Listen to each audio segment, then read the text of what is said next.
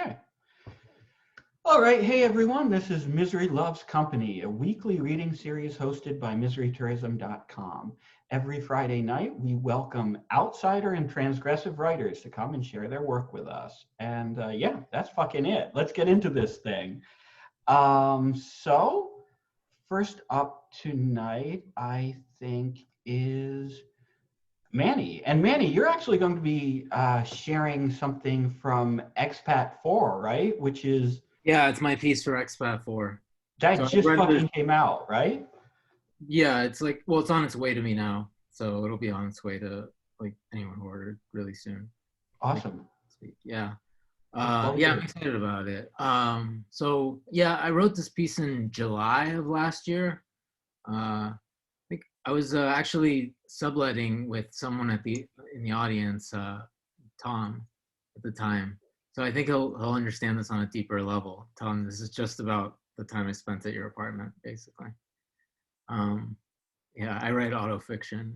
It's autofiction with like big spaces in between. Okay, I'm just gonna start. It's called Dove Country. Yeah. I keep forgetting which window I'm typing in. People are getting body snatched. I answer the phone. I fall into a fever. I am squeezed through the receiver. Consider it all apart. Pick a line and double down. Edify and synthesize. The good gospel is forfeit. I've been found out.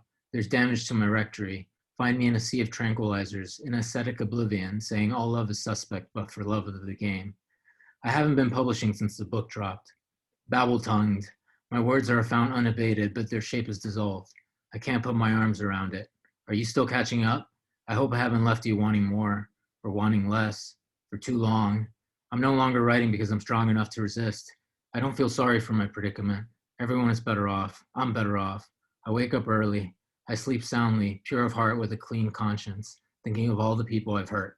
Maybe this is my last tortured testament, the one that stops my cravings, silences the throbbing uvulae at the heart of Babel, where neurodivergent horse girls afoot and afoul and their loosest urges and most biting whims pull a synapse here, skewer a growth there, molecular extracellular sabotage. I wake on the floor. I pull the sheets over me to ward off the cold. The permafrost of a life stretched on thorns of dependency. The pining numbs in my gut, opening my eyes as the ceiling rushes me. I'm alive still. I reach for my phone knowing it'll leave my hand for only a few instances before I'm asleep again. I text Brianna a quirky advance. After an imperceptibly mind-altering flirtation, just enough to warn friends and keep adversaries busy with other lines, shy what it takes to draw attention to the thing that moves, what I can't hide for long, I mentally calculate how long I have until it's time again. Brianna suggests we meet. Under face coverings, pedestrians tweak and thrill seek with their mouths. It feels muggy with a slight, insistent breeze.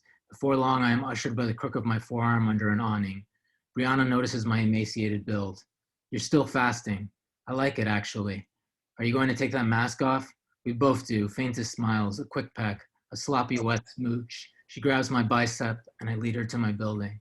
You're staying here? How long? End of the month. You always outstay. I get what I pay for.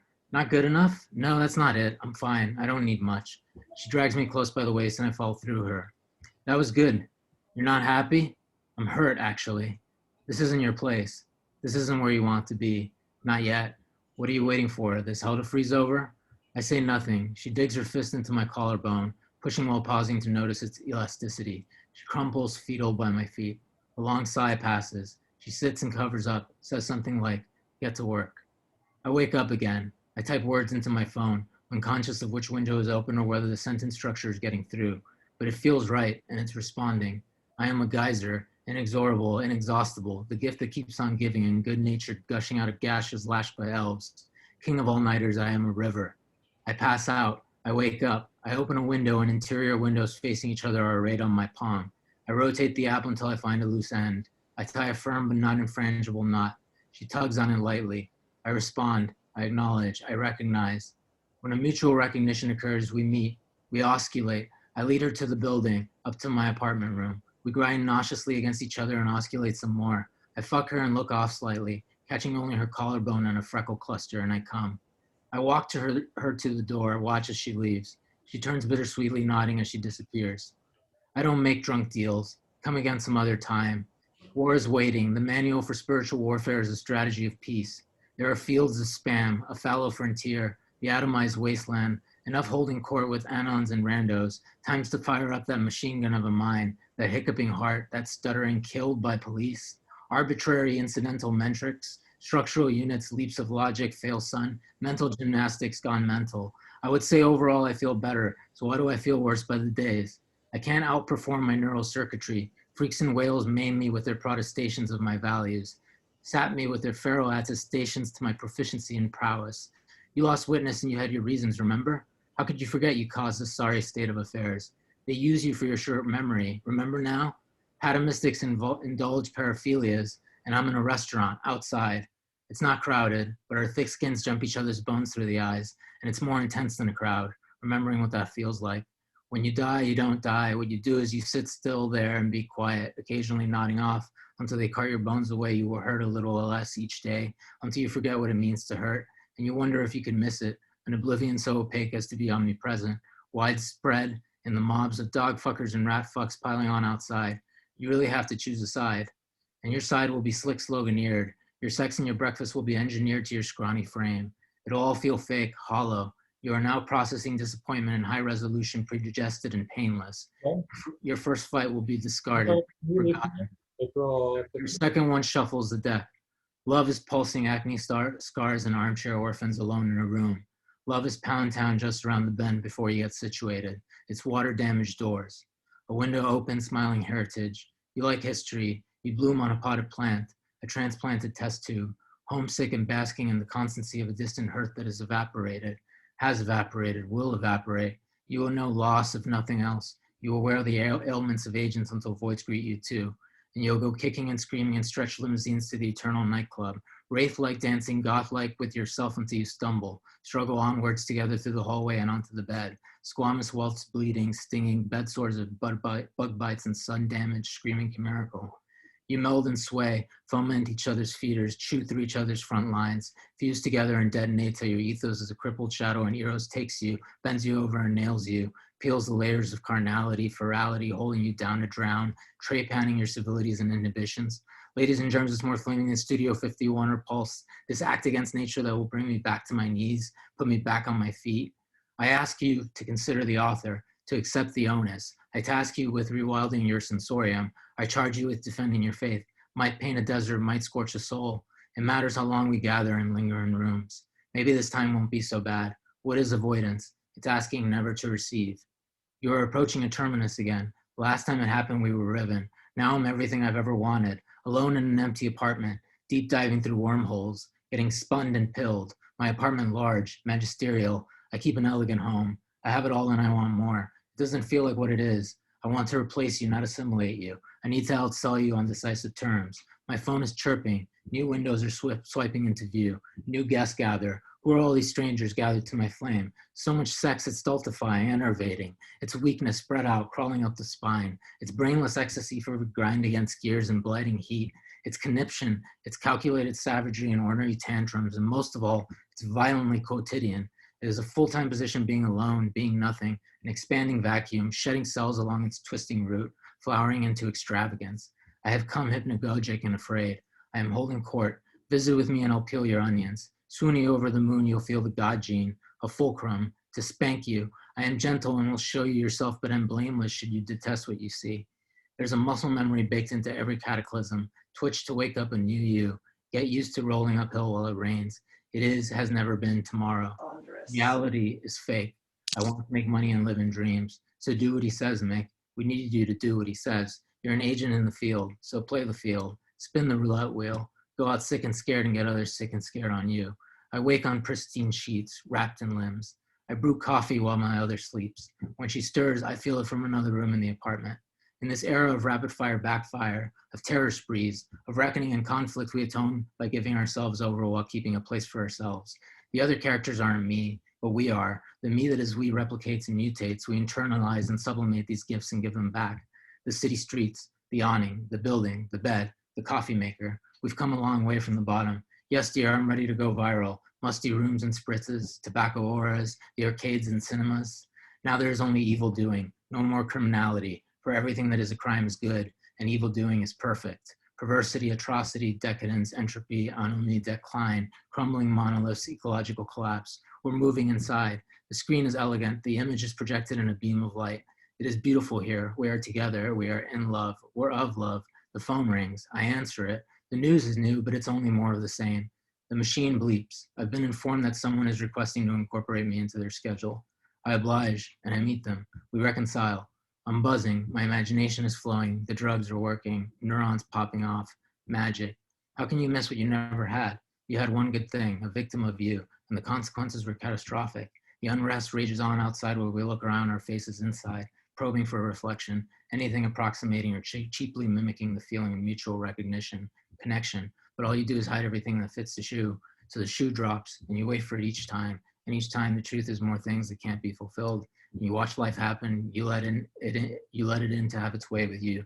You sit down, stand up, you pace. Your thoughts whirl like so much smoke. You entertain, you tire, and they tire. And it's time again. Sentences like lifts. I will not go quietly or peacefully. When I go, there will be funerals for months, and my shooters will light the pyres and burn superstructures in my name. There will be torches in your all-seeing eye. Language is illiterate. That's it. That was fucking amazing. Vinny, I love your prose so much because like it's simultaneously like dense and profound, but also incredibly playful. Like you can see all the wordplay going on, the way you like transition. You'll say something and then you'll spin that phrase or that word right back on itself in a way that like shocks the reader. And so it's like there's so much like humor hidden in there, even though it's like a really dark piece. It's just very good. I'm really glad that you get that. Yeah. Sorry. I try to be funny. Yeah, no, I'm really looking forward to Expat 4. Oh, it's so good. Can't wait for everybody to read it. I think it's really something special. Everyone wrote about fear. Like we kind of like dropped it, but like, you know. Yeah, I saw the, you posted I wanted to say the track list, and I guess it kind of is a track list, but It is. Yeah, you posted the lineup not that long ago, and I was like, holy shit, there's so many like great talents on this. I really want to check it out. Yeah, for real. It's like, it's a smorgasbord. And it's funny because each editor picked 10. I picked 11 because one of mine was like a long holdout, so I had to ask somebody else, and then I ended up taking them both. But like, we each picked 10. So Anthony, James Newlick, and me. You can kind of tell which ones are mine, I think, and which ones are Anthony's. I'll see now when I'm reading, I'm going to be like, okay, is that L? Is that Anthony? Is that Manny? You know? And that's how I sequenced it too. It's like one of Newlick's, one of Anthony's, one of mine, on, and then we each close it out. Yeah, when Rudy and I did the Misery Index a few years ago, we did the same thing. It was like one of mine, one of his, one of his, one of mine, you know? And I think that's good because you get a sense of like the diversity of the voices involved. Like it doesn't feel like you're just bogged down in one person's perspective throughout. So yeah, cool. Thank you so much for reading, Manny. Yeah, thanks for having me, man. Yeah. Looking forward to seeing who's next. Sam? And I think Sam is up next. And Sam, I think you're going to be reading a piece from Expat 4 too. No. No? Goddamn, I was wrong. You can't read it. Shit. I could. I don't know where it is. Oh, okay. Well, you're going to be reading something. Yeah. Yeah. Okay. This is a poem I wrote 2 days ago. It's about working in a brewery. Hang on. My shoes have beer stains on them. From changing kegs, they get beer on them. The beer splashes on my shoes, shirt, and pants because of the nitrogen. But sometimes it's just carbonated. See, we actually use a mix of the two, except with our lager. That's just carbonated. The rest are 70-30 except stouts. Stouts are all nitrogen. So that's the gas responsible for splashing stout on my shoes. Anyway, I have a new pair of shoes picked out. I'll buy them soon. I'll purchase them with tips that I got from all my front of house shifts. I was selling orange IPAs, and I was upselling, in fact, because I'm a beer sommelier. Just kidding. But it's made with orange rind and sage at the brewery I work at. I work Mondays, Wednesdays, Fridays, Saturdays, and Sundays. but I'll get Sundays off when they hire a new guy. It works with my schedule while I'm in school. I'm hoping eventually to work in the back, brewing with the head brewer. His name's Zach. I can work in the kitchen sometimes. They know I have a diverse skill set. It'll be more diverse with my degree from school. It's only in business, but business is important too. Zach studied biochem. I could learn a lot of that from him, I think. That's it. That was Nice. great. Sam, Yeah. I love like how focused, I've said this to you before, but you have a real mastery of like mundane detail, like of the day to day. And you find so much like quiet humor and like profound shit in really mundane stuff. And I always love it when you read. Yeah, his stuff has a touch of the tism, as we like to say. Oh yeah. Yeah. Thank you, Sam. Got all this like great. It's got all this great, like voluptuous detail, mundane. Yeah. Yeah, that's exactly it. Exactly it. Yeah, thank you for reading, Sam. I love the word sommelier because I mean, maybe it's because it's in a piece of erotica I once read somewhere. Careful. I don't know where I read it, but I read it somewhere, and it's just a powerful word. A lot of Yeah. it's conversations of after shift, people getting after shift drinks. Oh yeah, yep.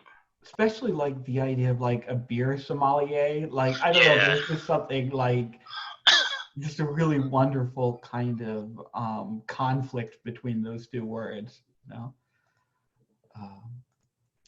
So Forrest is up next. Are you still with us, Forrest? I am. Hey guys. Oh, I was hearing myself being fed back. Oh, I am hearing myself fed back on your mic. Do you mind muting your mic for just a Okay. second? Put Sorry. on headphones if that helps. Oh, that would be perfect.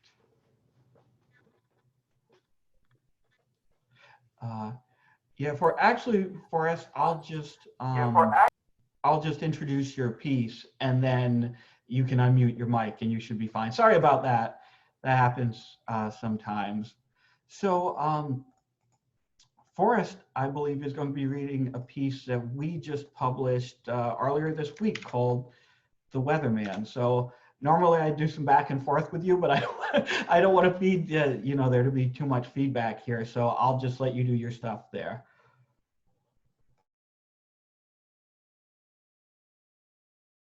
Yeah, thank you, William. Thank you for publishing. This is my first time here, and so I don't really know how it works. And also I'm a slow reader, so I don't think that I'll read the full 5 pages. But I will do my best to get through at least an impression. I want to do an impression. Let's see. It's kind of a true story. Oh, you know what? I put all my stimulus money in the stock market, and I cannot figure out what the fuck that stuff is exactly. But it's all due to Reddit, and there's like these people that are really good on math who convinced me that I should do that, and I'm kind of lost. But I really, really hope that I hit the lucky number. That's sort of where it came from. The Weatherman. Kimberly and Carl believed they were going extinct.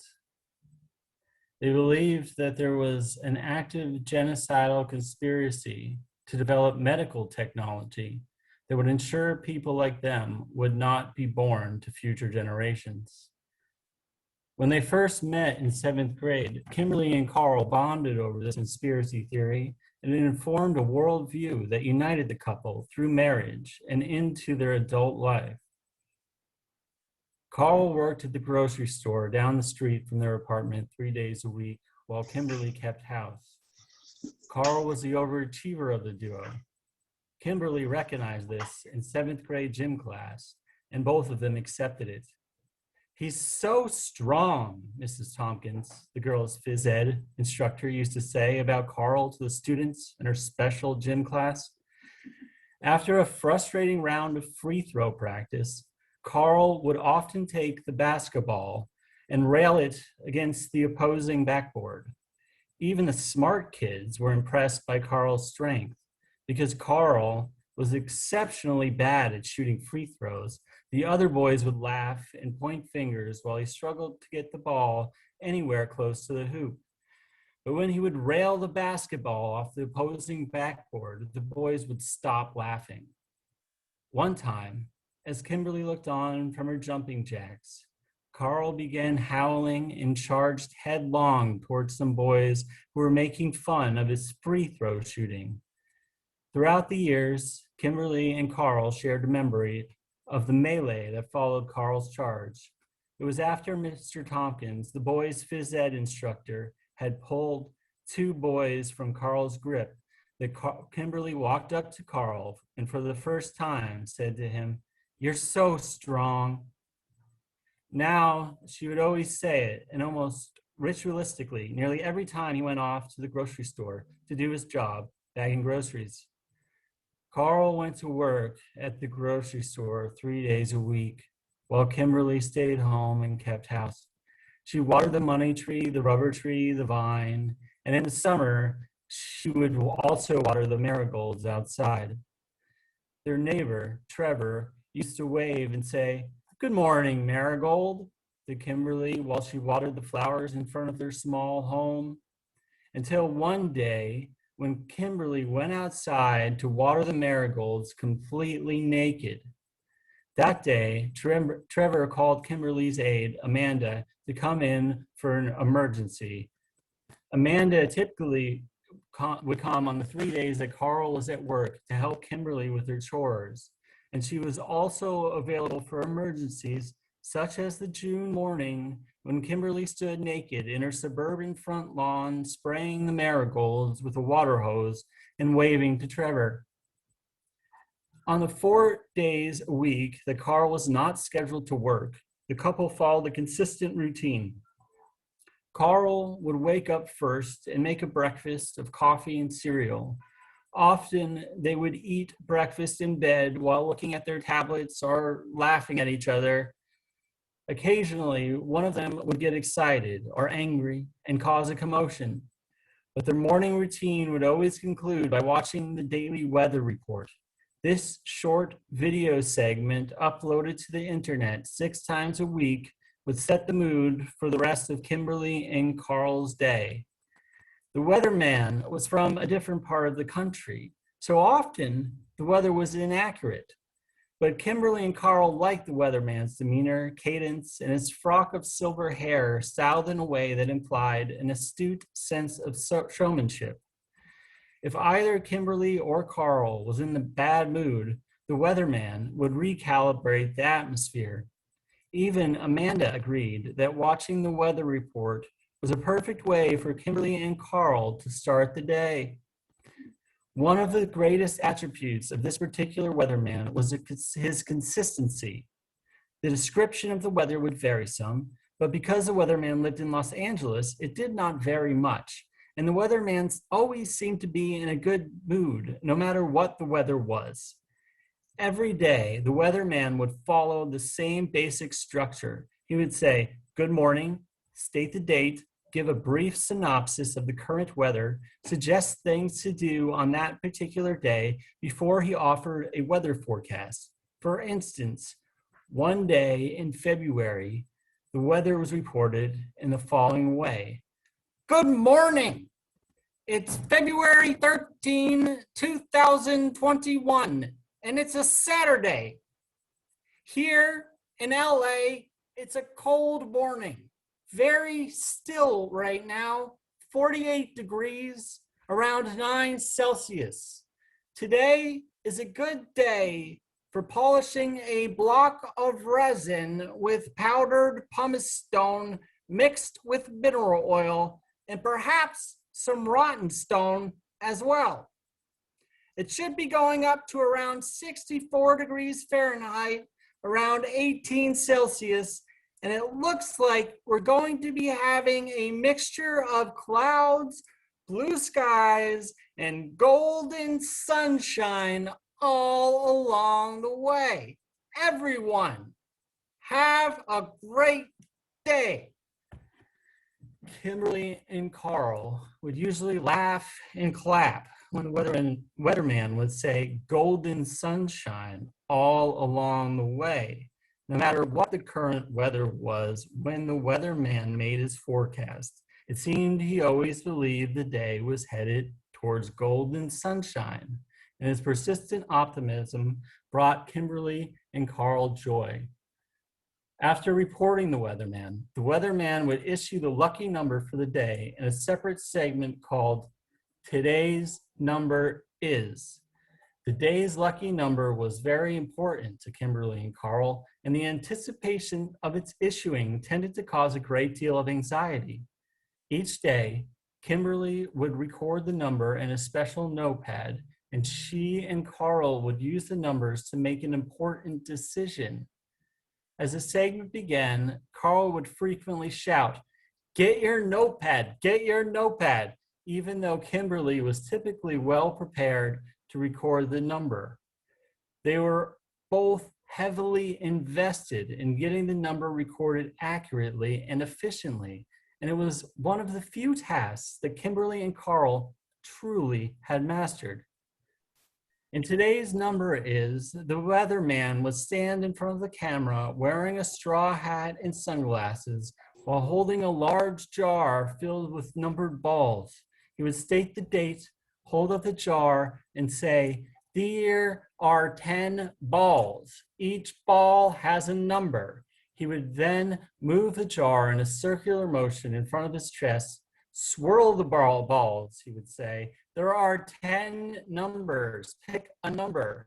Then he would slowly edge his hand into the jar, building suspense and full understanding that the audience was eagerly anticipating his draw. And say, "Today's number is," and he'd slowly look at the ball as the audience was forced to wait.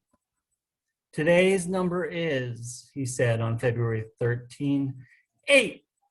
He held out the number as he did during every segment for all the world to see, and Kimberly carefully wrote down the number 8 in her notepad.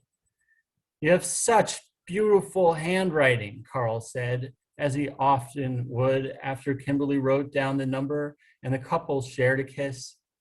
They would collect the numbers for 6 days in a row, and on the 6th day, Carl would walk to the corner store to buy a lottery ticket.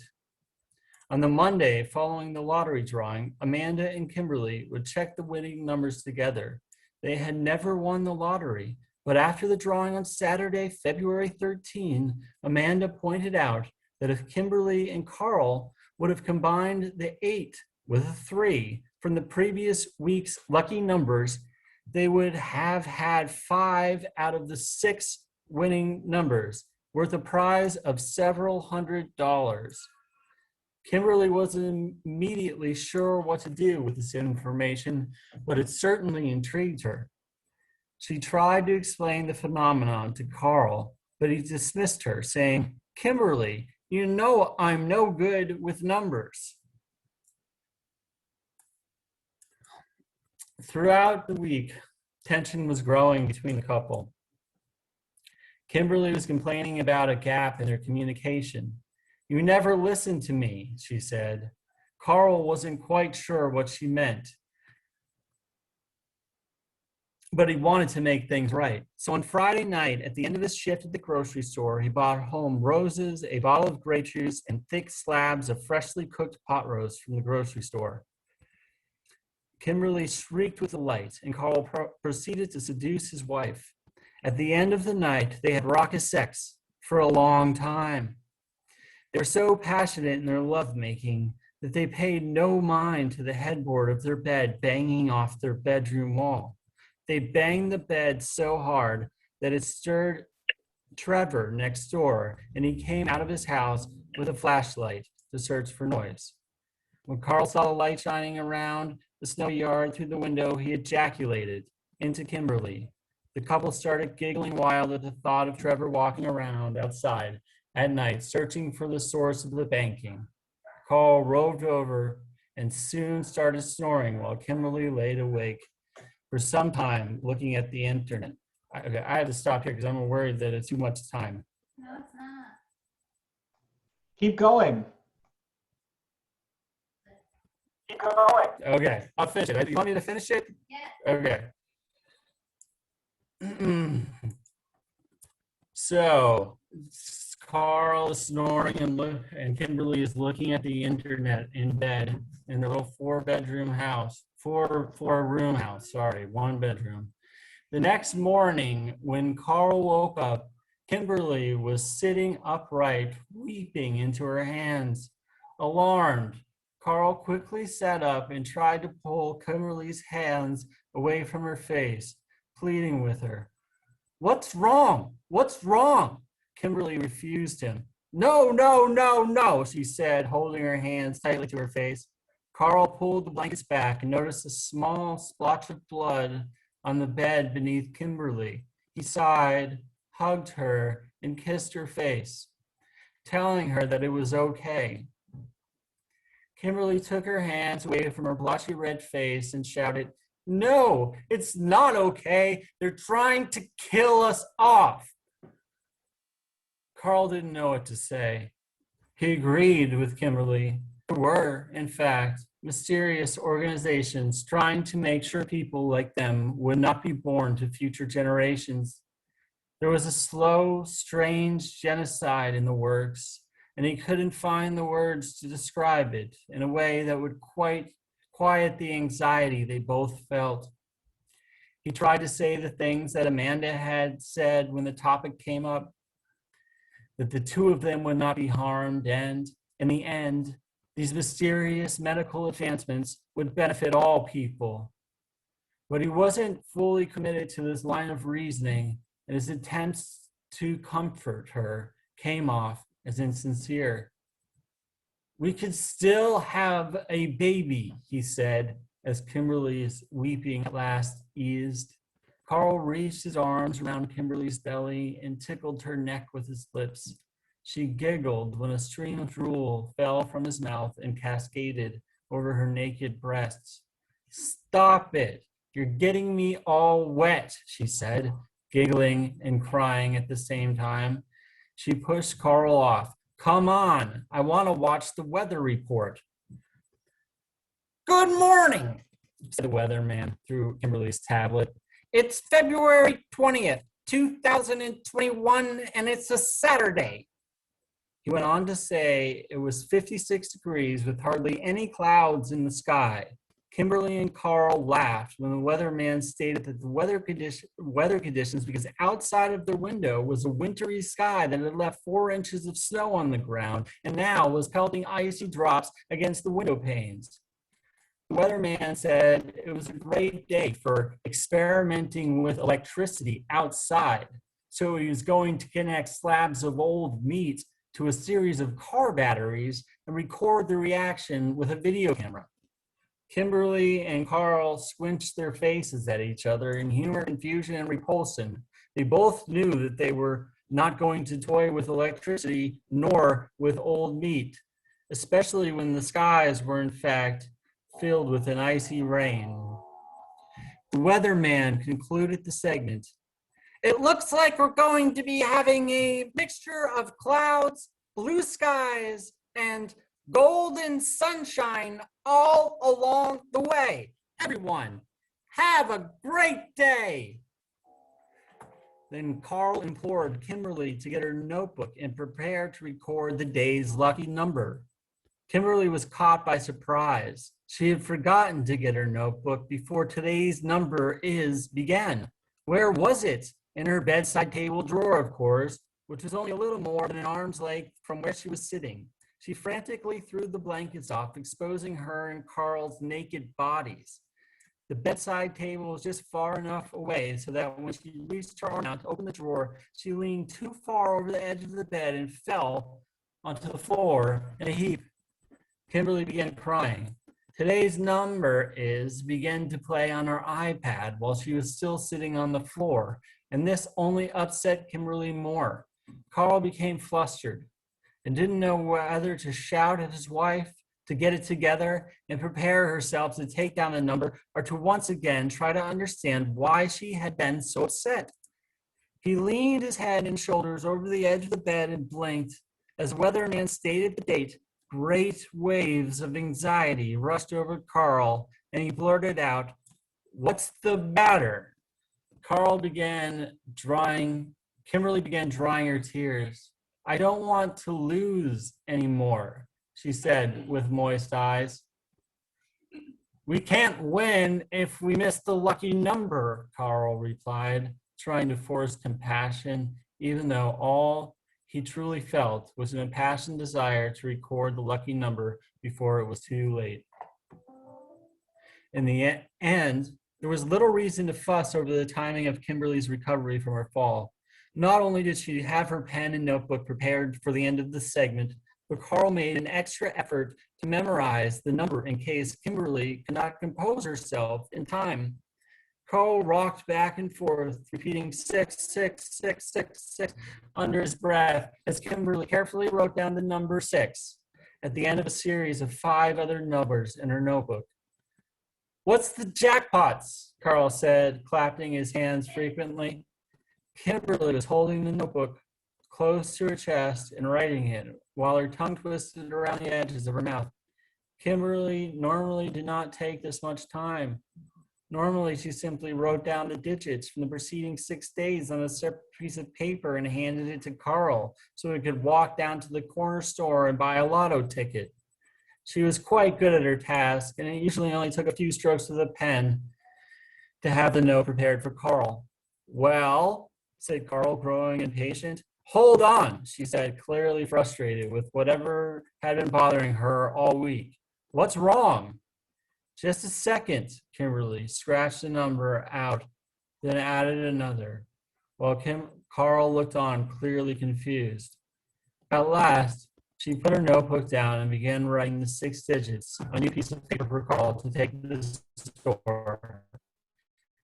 She handed Carl the note with all the numbers on it, 8972096. Carl was confused again. "Is this right?" he asked. "Yes. We have to do it this way now." "What is it?" Carl said in frustration. Kimberly made a stern face. "I have been trying to tell you," she said with anger.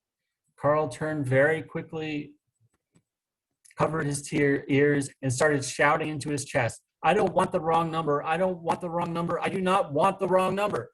Kimberly mustered all the breath she could and shrieked, "Stop!" right into Carl's face. Carl uncovered his ears and he looked at her with doughy eyes. "But how do we know if it's the right number?" he said. "It's the right number," said Kimberly. "No, it's not," said Carl. "Yes, it is." This time with such intensity that complete silence fell over the 4 rooms in their house. "Amanda showed me the numbers," Kimberly said, trying to regain calm.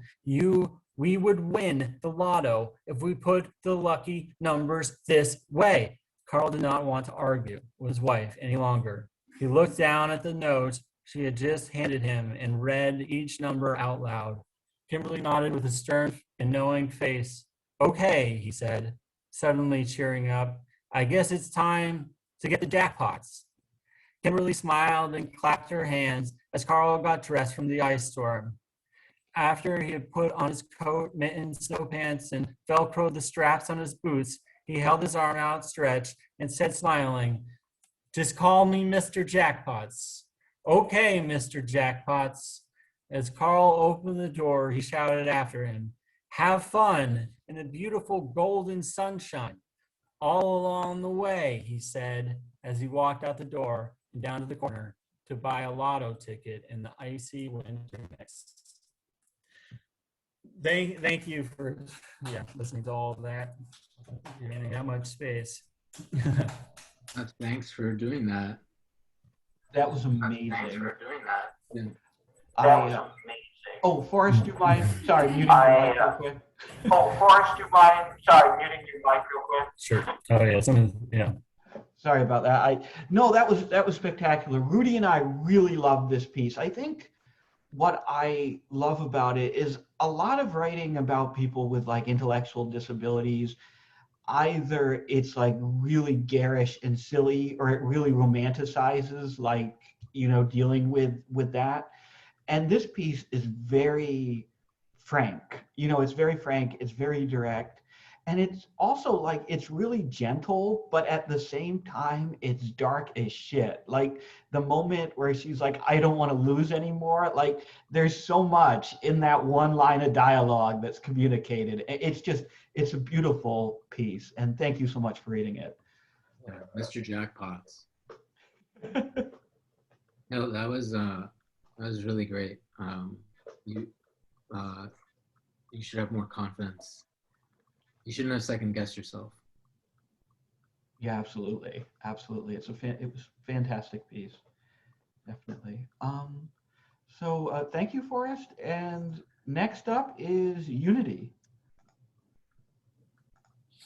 Hello, everyone. Hey, Unity.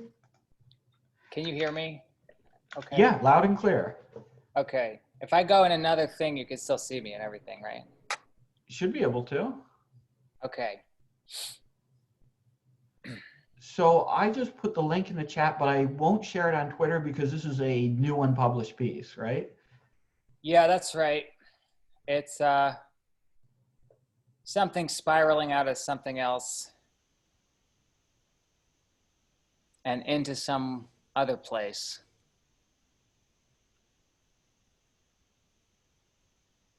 True fuck.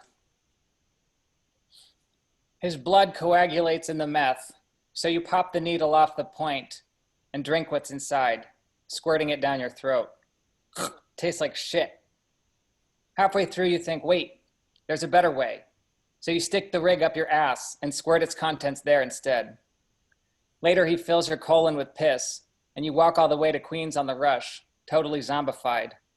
Your ass flap opens up like a valve on the bridge and the piss cascades out, soaking your shorts as you walk, leaving a trail behind you on the pavement like a slug. You fold the wet shorts and place them in a plastic bag with your expired ID card, the one he didn't try to commandeer. They can possess you once they have your documents, Adak always warned. You place the bag on top of the wardrobe. You put his ID in the orange clutch, then apologize robotically and take it out again. He won't drink any water, like ever. Different tweakers come by and do chores for him, clean his apartment in exchange for getting to sit on the bed together and smoke his drugs little by little. It really is a community. He says there's cops there all the time, but there's very real limits to what they can do, to what they care about even. All you care about is the blue painting of the dog, how it glows like that in the black light. Lena cries and cries. I can't let you go back there, she says, on the second step of the basement, the smoke from her spliff curling into the center of the room and hovering there. I have to, you say, don't you get it? There's a painting of my childhood dog on the wall. And I'm in the painting too, sitting on the dog's head. I don't care, Lena says. How could she fail to grasp the gravity of this karmic resonance? You haven't seen her since, not once.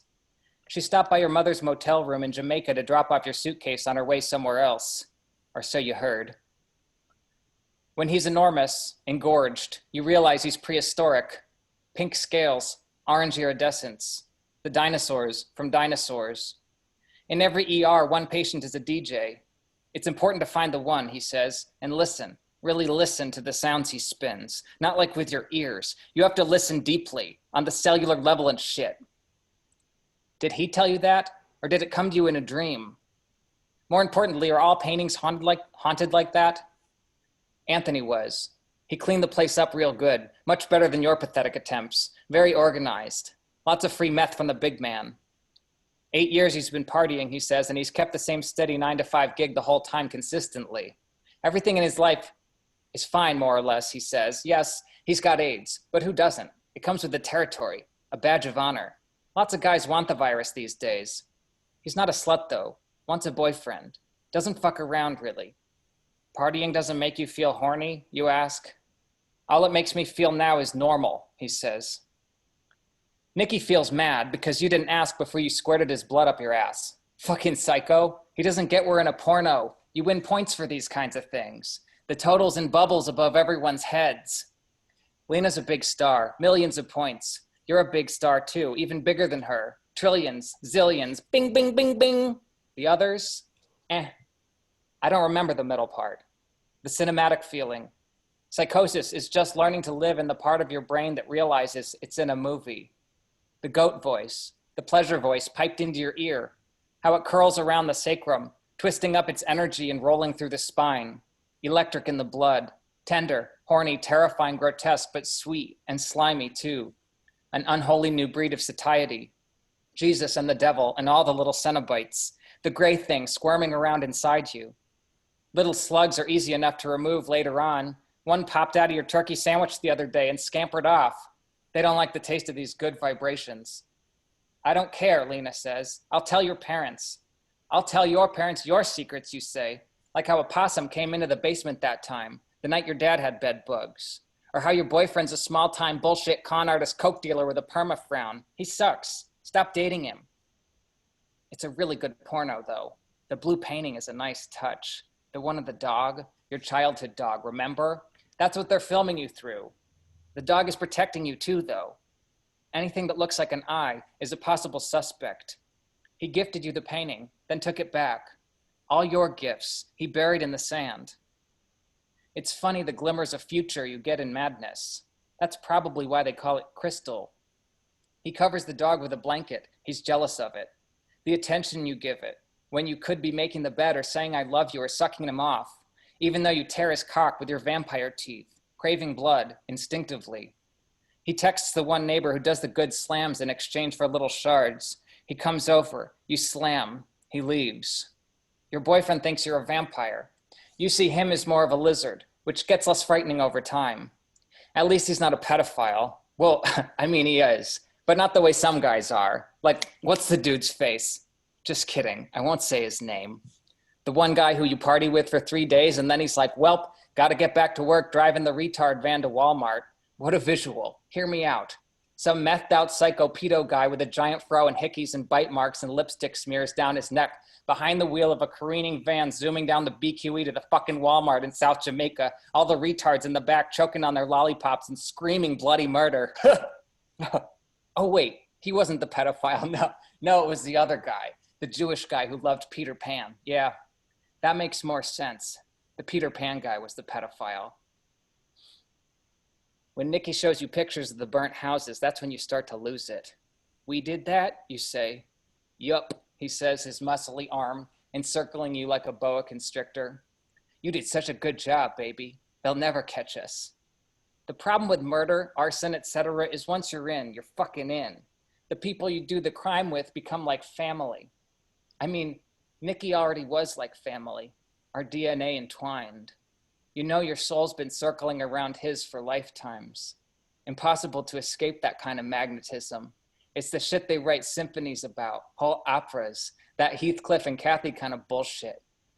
That one image though, Cenobites slipping out of the closet, the shadowy ones in the windows.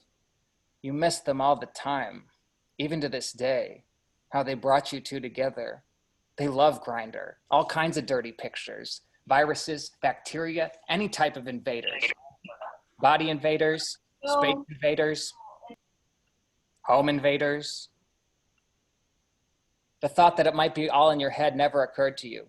Still, a dirty trick. Telling you he knew whose mansion it was the first time. Telling you we had a right to be there. That it belonged to a friend of his. That the people who showed up were the real intruders. The ones whose house it literally was, your first victims.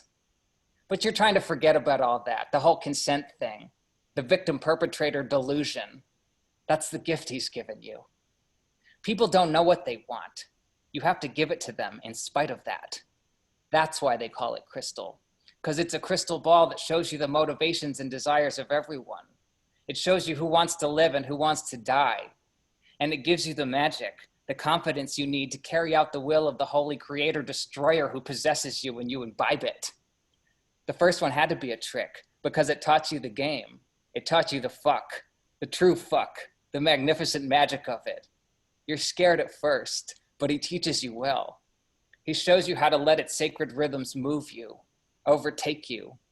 When you breathe and let it happen, there's nothing you can't do, no one you can't destroy, no tower too big to smash, no soul too wild or too wily to harvest. In time, the student becomes the teacher. The cat turns into the mouse. The heretic leads his own bloody inquisition, or so they say. All you ever wanted and needed was love, and to live your life like it was a work of art. You always knew you'd die young, but not in your wildest dreams could you have pictured this outcome. You remember it all like it was yesterday. Or was it actually all yesterday? And that's why you remember it like that. You scratch your balls. Something stinks, like rotten meat. You reach for the torch, reach for the pipe. Skeletal fractals swirl, spiral to the ceiling and puff outward, becoming ambient, becoming air. Baby, you want a hit? You call out in the direction of the bathroom. No response. Baby, Nikki, you alive in there? Just a sec, babe. His voice rings out. The toilet flushes. The timing is perfect. Not suspicious at all. You both laugh. All three of you. Be right there, he says. You exhale. That was fucking wild. I fucking you know already. I've said it a million times how much I love your work, but I think like I don't know of anyone whose work can simultaneously be so deeply disturbing and so fucking funny. Like every line is a punchline basically, even though like the whole thing is unfolding in this incredibly dark and like disturbing direction. Like every fucking line is still funny. The Walmart retard van bit was, oh my God, that killed me. Anyway, I fucking loved it. Thank you so much. Thank you so much for reading. Carter, you were up next. Oh, cool. Yeah, that was amazing, Unity. I'm a little upset I have to follow that. It was so fucking good. So my story is not published yet, but it's coming out on a expat in the next week or so. It's called The Wrong Elevator. Can everybody hear me okay? Yeah, loud and clear. Yep. All right, let's do it. Some of my best friends are pools. You are on set at a hotel plaza. You are confused and it's storming. You're wearing a swimsuit and mountains of makeup. The crew has set up lights and booms and cameras and a table of triangle cut sandwiches soaked with rain. You dip your toes in the pool. It's cold and full of dead leaves. Your co-star Brittany is already in the water. You haven't met before. Casting to shooting went so fast you hardly remember how you got here. The empty hotel rises behind you like a luxury tombstone. It must have been very expensive to rent the whole thing, even if you're shooting the entire movie in one day. Thunder rolls over the ocean ahead. A cockroach bolts across ceramic tiles and takes cover under the director's trailer. It's almost time. You summon the strength of 100 bit rolls and tell yourself you're ready. The director emerges with a megaphone and a red gas can. She gestures for you and Brittany to take your places. Rain continues to fall. She grabs a wet sandwich off the table and mushes it into a ball in her hands and eats it in one bite. There's no biz like showbiz. The feature's working title is Elevator Music, and not even the director knows why. She claims she wrote the script this morning. We'll do one shot per scene, she says, and every second of footage will end up in the movie. Try to forget your lines, she says. That's all part of the magic. Her last film won awards, and when she cast you in this one, you realized your entire life had been leading to this. Your first lead role and the start of the rest of your life. No more instant rice and car commercials. She's gonna make you a star. Scene 1 takes place in the pool. You and Brittany are star-crossed lovers, reunited on a tropical vacation where you are to find yourselves in some sort of interpersonal as well as external conflict. It's hard to remember the details. You only had 10 minutes to read the script. The director slides into her chair during a strobe of lightning. She says, "Action!" You've never had so many cameras on you at once. You try to focus. You're sitting on the lip of the pool with your shins submerged, and Brittany's chinned up beside you. She opens the scene. No wonder this place was so goddamn cheap. I'll be surprised if the elevators work. It's not what you remember being her first line. You memorized yours, at least. It's been 5 years and it feels like yesterday. Someone holds a fuzzy boom above your heads and Brittany launches into a monologue. You don't recognize it. You're supposed to be establishing your relationship, but she's on some dense theoretical tangent with nothing to do with anything you remember about the film's plot. And with every word, the storm seems to worsen and you feel like its target. It's something about the vestiges of imperialism inherent to resort tourism. But then colonialism is essentially Dadaistic. At some point, you have to separate art from artists, don't you think? She brushes your leg. You realize this is your cue. There's panic between you and your lines. It's so strange seeing you again. When you called and said you booked this trip, I thought I was on some prank show. Brittany cocks her head. The director megaphones through the rain. No, you're overthinking it. Shit, we'll have to use that. And with the flick of her wrist. All right, keep going. You try to resume the scene, but are interrupted before you catch Brittany's eye. A great white flash cracks open the sky. You're deaf-blind for a moment. Everyone's staggering and shouting, except the director. The cameraman across the pool is flat on his back on a rat's nest of wires. Smoke rises from his blackened chest. Don't worry, says the director. Just testing some special effects. Keep rolling. Fish often are trouble. The next act starts in a hurricane. Fronds and debris batter the lawn. The cast swells and shrinks. Men in rubber overalls walk on camera and leave. A stampede of extras surges from nowhere onto the beach. You follow. As you cross the wet sand, Brittany delivers some lines about storms. The camera zooms into her from over your shoulder and she says, "Did you know the statistics on lightning strikes are fucked up?" How? You always hear how unlikely it is to die of a lightning strike, but they don't include the fires. If you count the deaths not only from the strikes, but from all the wildfires and short circuits they cause, it's really not so uncommon. By the time you reach the beach, you're completely off script. The ocean rages over the sand in wrecked umbrellas, and the wind whips palms like blades of grass. It's pouring rain, and you're worried about the cameras, but the director is fearless. On the pier, Brittany introduces you to a pair of bearded fishermen. "What's this about?" asks Fisher number one in a voice of gravel and brine. "Meet our savior," says Brittany. "Really? This one?" You nod in a way you hope looks like acting. You feel out of your league. The others seem more comfortable, much better actors than you. "Good timing," grunts Fisher number two. His rod dips and he swears and grits and reels, and with great effort he pulls up a stingray. He holds it high, like a baby. Lightning clarifies mucosal flesh. It flaps and thrashes its deadly barb in the rain. Fins pulse and upward curls, seeking the weight of a sea no longer there. It's beautiful in a way. It moves by smiling. He hands it to you, and you grip its slimy fins, and the mouth on its stomach makes breathless kissing motions, and its tail could reach you if it wanted. "Cut!" shouts the director. "That was fucking brilliant." She bounds across the pier. Cameras shift and realign around her like they're extensions of her, external cybernetics, big looming antennae. "Really brilliant," she whispers in your ear. "You've brought such life to the scene." "I have?" you choke out. You can't take your eyes off that whipping little halberd and striking distance of your exposed stomach. "Oh, yes," the director points towards the hotel. "They're gonna love you." Elevators go crazy. There's something about the feeling of carpet on wet feet that exists beyond time and space, as though every moment of post-pool hotel is the same moment happening forever. You're reminded of childhood's past and future, arcades and pre-coital stumbles, all equalized. You pad through the empty lobby and down a shroom-patterned hall toward the lift. Chandelier light sharpens into white fluorescence. Only one camera on you now, the director's own. You're doing all this in a single shot. You're gripping the ray from behind, fingernails tight on the sides of its mouth. Its thrashing has not calmed. You could catch the barb at any moment. You tell yourself to use the fear, channel panic into performance. You hear the muted cacophony of the weather outside as you step into the elevator with the director and the director's camera. You ascend slowly through creaks and metal moans. She walks a circle around you and the stingray. You can smell it now away from the sea, flesh and salt death. Around the 5th floor, the director gestures with her hands, a cue. You have no idea what to say or to whom. You talk to the stingray. "Hang in there, big guy."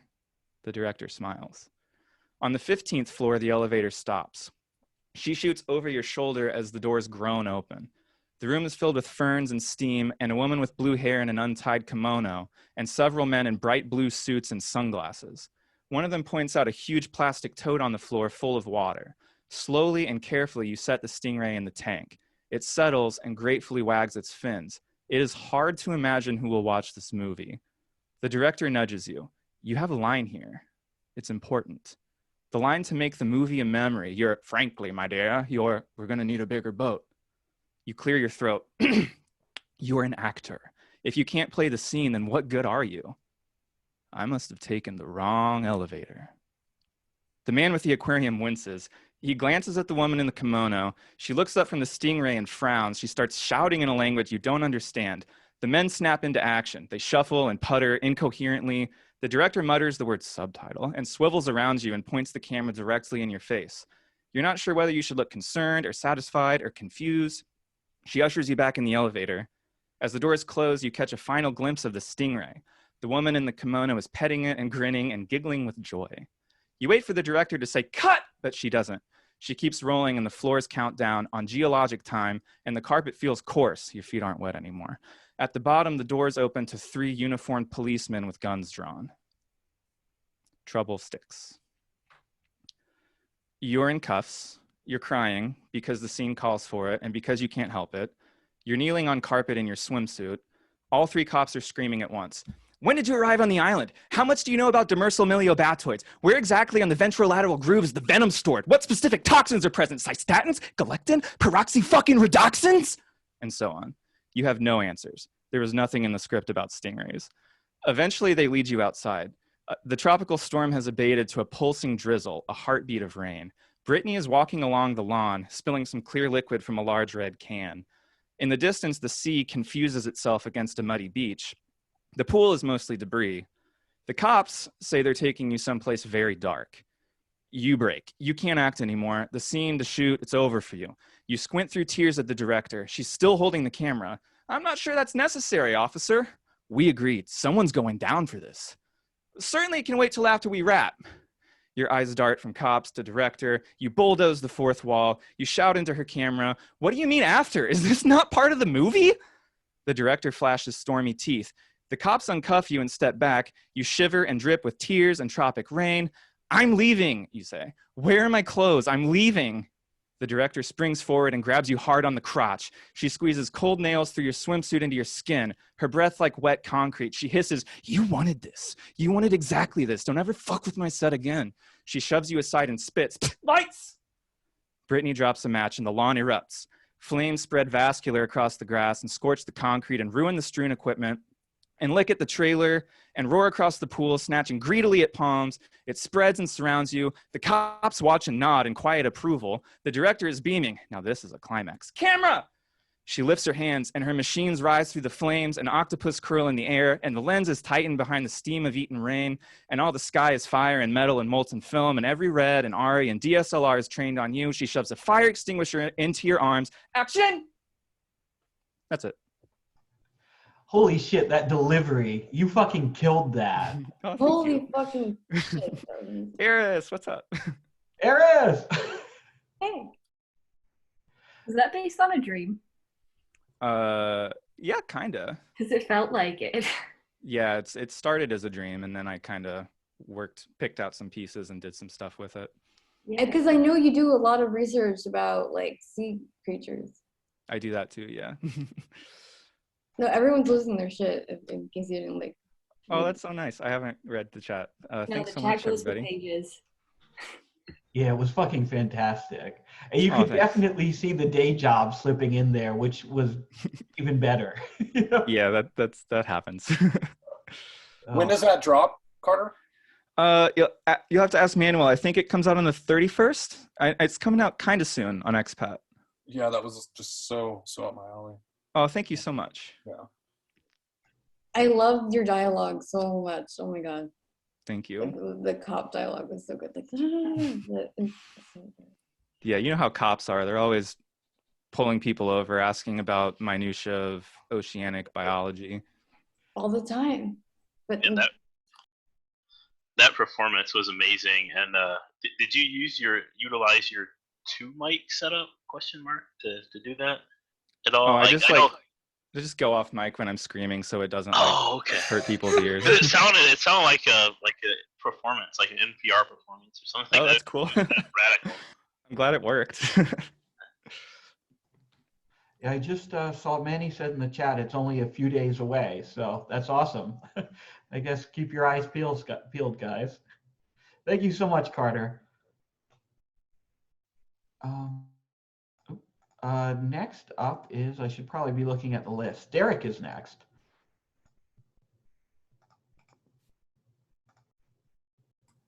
Did you say Derek?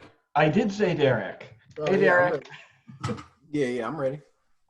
Where is it? Okay. What's up? Hey, so this is a work in progress, right? It's a work. It's something. Okay. Well, it's all yours. Can you hear me okay? Yeah, clearly. Yeah, okay, yeah. So, yeah, just by way of whatever, I think you'll be able to tell as I'm reading through it what the situation is structurally. But I'm trying to write something about the problems I've got with the male friendships, a male-on-male situation. Pile of papers strewn at my feet, 58 pages, 30,000 words, everything I've written since I finished characters and shipped it off to be judged. I'm yelling at my wife and kids. What's the matter, they ask. Their faces all scrunched up balls of worry. Everything is awful. That's what's the matter. None of it is anything. It's shit. Red ink-stained, crumpled, tinder fire. If it was snowing, it's not snowing. I'm using snow as a for example. If it was snowing and I went outside and I pulled my cock out and peed in the snow, like for example, let's say I peed the words God loves all his children in the snow, I'd really have to drink a lot of Diet Cokes to do that, but it could be done. That piss snow would be more literary value than this shit. So for instance, from page 15 to 58, Steve was my friend. Steve, wild man. Steve and me boxing downstairs at the warehouse. Me getting rocked. Wore headgear. Steve liked kicking my ass, I suspected. Lost my virginity at 17. She was 23. She was fucking Jeff, who went to university for sociology, which is when you don't have a point of view but admit that everything is bleak. Jeff loved me more than her, I think. We played 24-hour revenge therapy on repeat, screamed along to I Did the Dishes While You Read Out Loud, lamented high school girlfriends, and he asked me one day if I would kill myself with them. He was scared to do it alone. Is this what you mean by stripping everything of any artifice and removing the layers to get something real, Adam? Because thanks, but I hate it. And he said, we just go out back and plug a hose to the car and die from the poison. I said, that's how my grandmother did it before I was born. That's how I got red hair. I don't want to do that. I don't want to be pain that spreads. I want to be love that spreads. Didn't like Jeff after that. She fucked me. She was on top. I lost my virginity on the cold concrete floor of an old mechanic's garage we leased, trying to turn into a performance space. She kept her glasses on and came quickly. I didn't. Later, she sucked my dick. I pulled out of her mouth to finish, and she told me she didn't like that. I shouldn't do that because it's robbing me of my prize for a good job. I was in love, and she wasn't, and she started fucking Steve at the other warehouse, the real one. And one night, we were all doing drugs and boxing and drinking and pretending to want to die. And Steve said, do you want to watch me fuck the girl you love? And I did. And I did. Loud, loud, loud guitar, stench of booze, lines, at, in the restroom, screamo haircuts, fists, drummer gets the most pussy, electric buzz fuzz, stand next to the speakers, get your brain blown, getting brains in the back room of the club, called it the Love Shack, stack of mattresses, piss-stained pads, stack of bodies, piss-addled piss ants, pouring piss juice in the pussy pile, gun racks, monster trucks, child abuse. Upstairs while the band plays out-of-tune fuck sticks, watching Steve do the fuck business. Derek, do you want to hear her scream your name? I can wind her up, make her beg, make her say anything. Got that pussy on a string, I can make it sting. Steve says, no, I'm good. Keep pounding. Want to hurt myself. Exhausted from hating self. Where do we trade selves? Outside the gas station. Lights burned out. Hot summer. Witching hour. Moon and stars. And I want to spread love. Why make so much hurt so bad? Next to obviously America, God, I love you. Or such as page 51 of 58. Something is trying to reach down from above the heavens, extraterrestrial, and claw out the beauty. The threat is above and below. It is within us. We carry it. I am made of a violence which begs to be worn. The scrawls from scrolls written in your bones were placed there millennia ago by my etchings. The seeds of the forbidden fruit which we ate and made ourselves full on sprout within us, shoots forming. Flowers carried shyly between their legs, ready to bloom at our show of violence. I'm pressing against the cavity insides, breaking the skin of the walls. My aim worse than American missiles spraying elementary schools of brown people and weddings. A pale horse rides gently into the night. Turn the noises you've chosen to fill your eardrums up. Drown out the urge to admit I'm uncomfortable, nervous for the next season. Letting go is nothing. I live in the present. There's something sinister instead, I fear, coming. The water is rising, sure. The sea level. It's the coastal regions. It's mass catastrophe. The fate of the planet. The rich are building spaceships. Why do I make such an ass of myself? Why do I blatantly seek attention and drown others out to be heard? Inappropriate and rude. Filthy thing. Deserved shadow ban. A shadow person. Lately, the flowers. Extra hours. I have remained a fog, adrift indoors. I need to stop being so much myself when other people are around. I'm not a bad thing. I'm a real thing. And lastly, from page 44 of 58, during my short stay on soil, I mistake things, such as your boredom for love, such as my distress for literature, such as crawling on my hands and fucking knees for meaning, going over the same distressed old floorboards as everyone else ever before, ever since, finding nothing but goddamn splinters, not a trace of you for creation. I wish I was born a crab. I would have been such a fucking good crab. Mr. Burke called on me to give my thoughts on the poem. He knew I wanted to be a writer. I wailed, middle of the class, on the floor in front of everyone, goddamn uncontrollable. They carted me away like they used to wheel the television in and out of the classroom, spouting over and over, I want to be a crab, but I cannot keep feeling everything twice. And oh, how young I was. It will be far, far more than twice, Mr. Burke knew. I don't know how to write like that, Mr. Burke. I'm sorry. I knew it then. I don't know how to write like this, Mr. Burke. I'm sorry. You are probably stardust now. I only know how to kiss ass, make people pretend to like me. It never goes out of style and also never fills you up.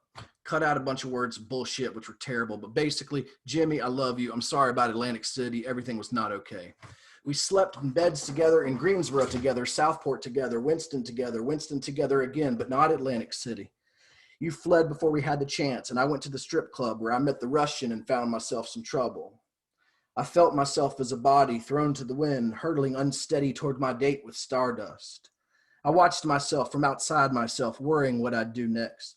The Russian stuck her finger in my asshole and traced counterclockwise pleasure circles, whimpering, let it go. Let it go. Let it go. Explode, she ordered. You're holding it all in and it hurts. Explode, she demanded.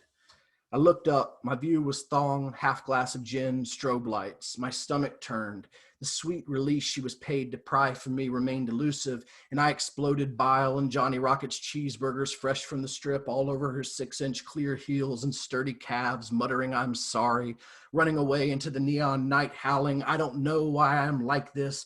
As you slept uncomfortably on the Chinatown Express bus back to New York, I don't miss anything. A next current is forming.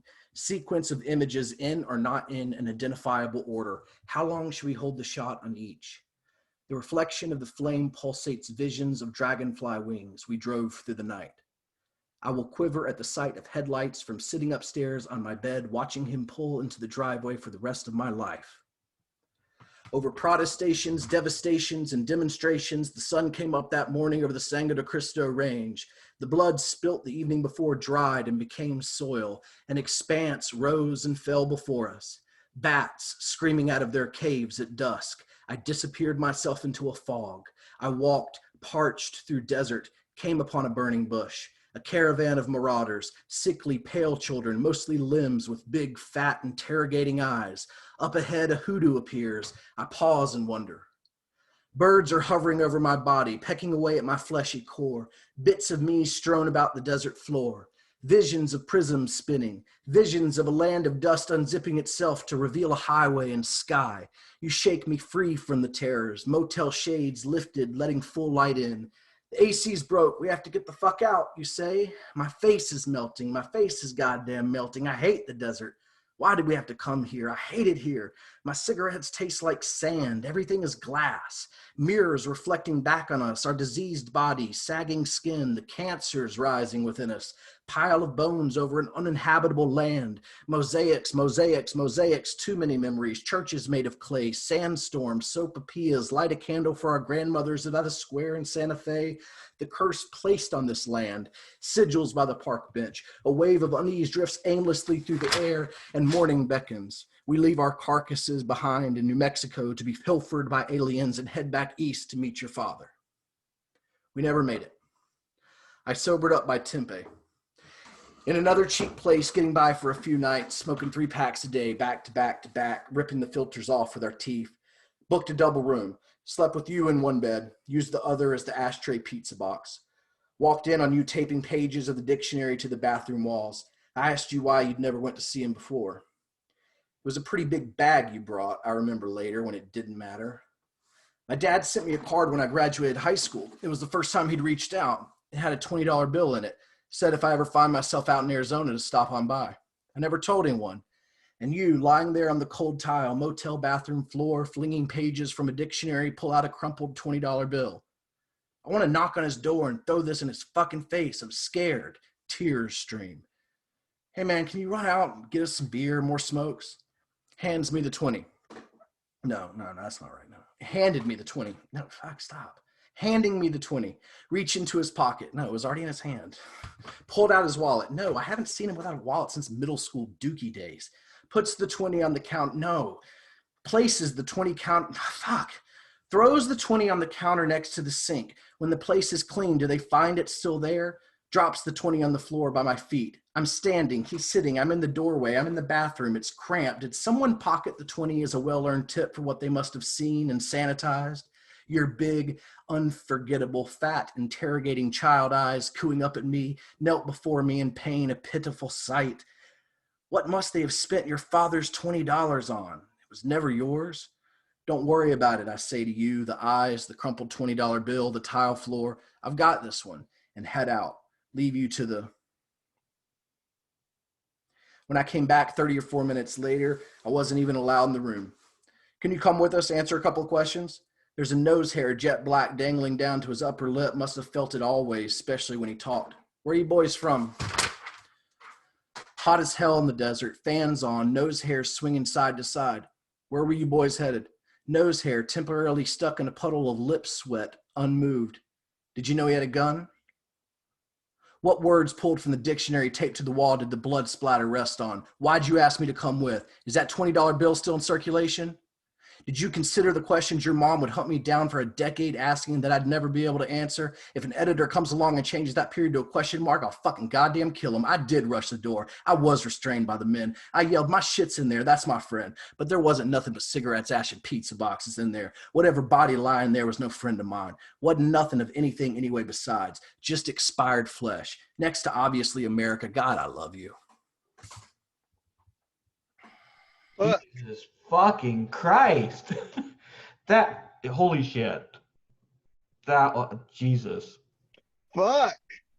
Yes, thank you, Griffin. No, I'm fucking speechless. And so really fuck is all I have to say. Shit. Thanks. Thank you. It's fun to read. Eric, what you're doing, like with reading and stuff, is like, it's good. It's really on point. It's like this kind of like speed demon reading that I sort of try to do, but I feel like you do it better. You have this incredible velocity with your cadences. Thanks, man. I'm going to get in trouble for that velocity in like 12 minutes when my wife comes in here and is like, you know, your son's not still asleep and doesn't need to hear about the suicide of your old friends. It's supposed to be funny. Yeah, holy shit. So you said you had some questions about this piece, or you weren't sure about something, or? No, I mean, it's just what I meant by structurally was It's just bouncing the fuck around. Like, that's why it's got the like from page blank to page blank. So some of the connections and stuff like may or may not be there. But no, the piece isn't working at all. It's complete garbage. Everything I've written since the day I was born is terrible, and it's called seasonal dysphagia disorder. And I'm whatever, you know what I mean? Yeah, no, I know exactly what you mean. Okay, so you know what I mean. I know exactly what you fucking mean. I've been there, I've done that. But holy shit, man, that was fucking poetry. That was amazing. I don't think there are structural issues, because I think this is a piece where it's like the refusal of the piece to find structure mimics exactly the psychological state that you're kind of tapping into, right? Like the emotional trauma, that sense of like, that borderline schizophrenic sense you get when one terrible memory triggers another terrible memory, triggers some kind of borderline hallucinogenic trip, triggers the worst memory you could possibly have. And it's really fucking good. I don't know if that's the structure of that felt very natural and where it should be. Like maybe that occurred subconsciously, but yeah, I wouldn't tinker with that formula. It felt very real and like from a very deep, indescribable place. I thought you meant to do it that way, but if that happened kind of naturally, I don't know what. Please don't change that. Thanks, man. Yeah, no, thank you very much. I don't know what I mean to do. Thank you.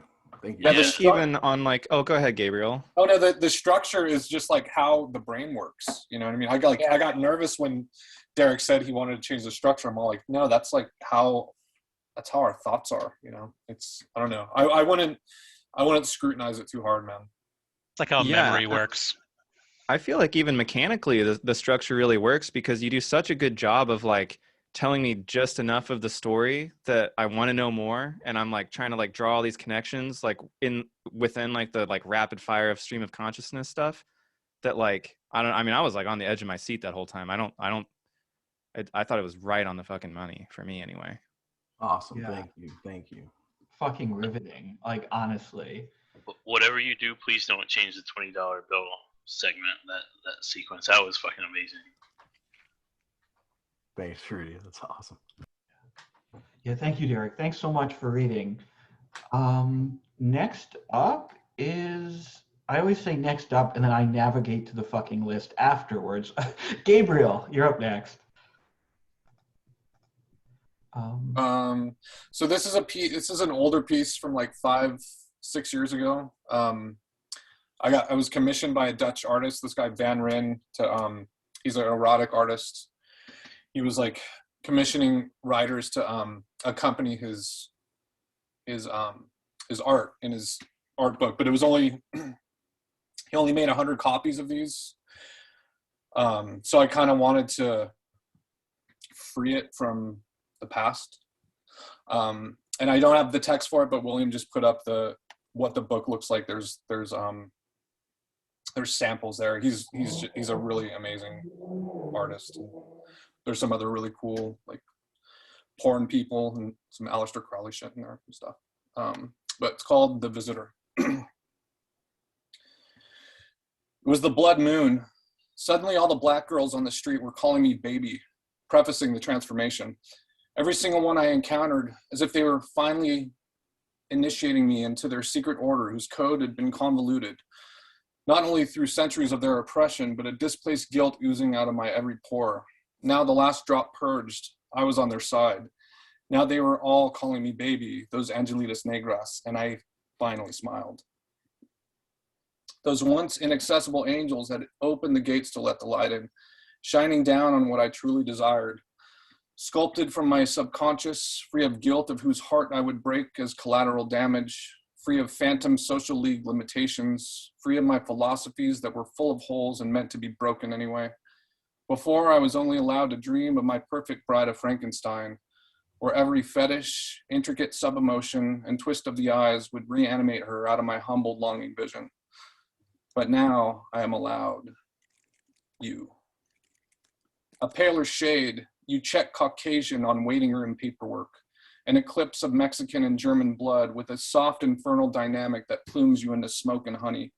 All the selfless empathy of a saint that still suffers zero fools like Kali, a figure of a belly dancer with an enveloping sunrise of an ass that seemed to be eating me sideways as I danced behind you, holding you tight at the nightclub, relentless and unrepentant until the wee hours when we surrender behind closed doors into each other's arms, lips locked, keyless.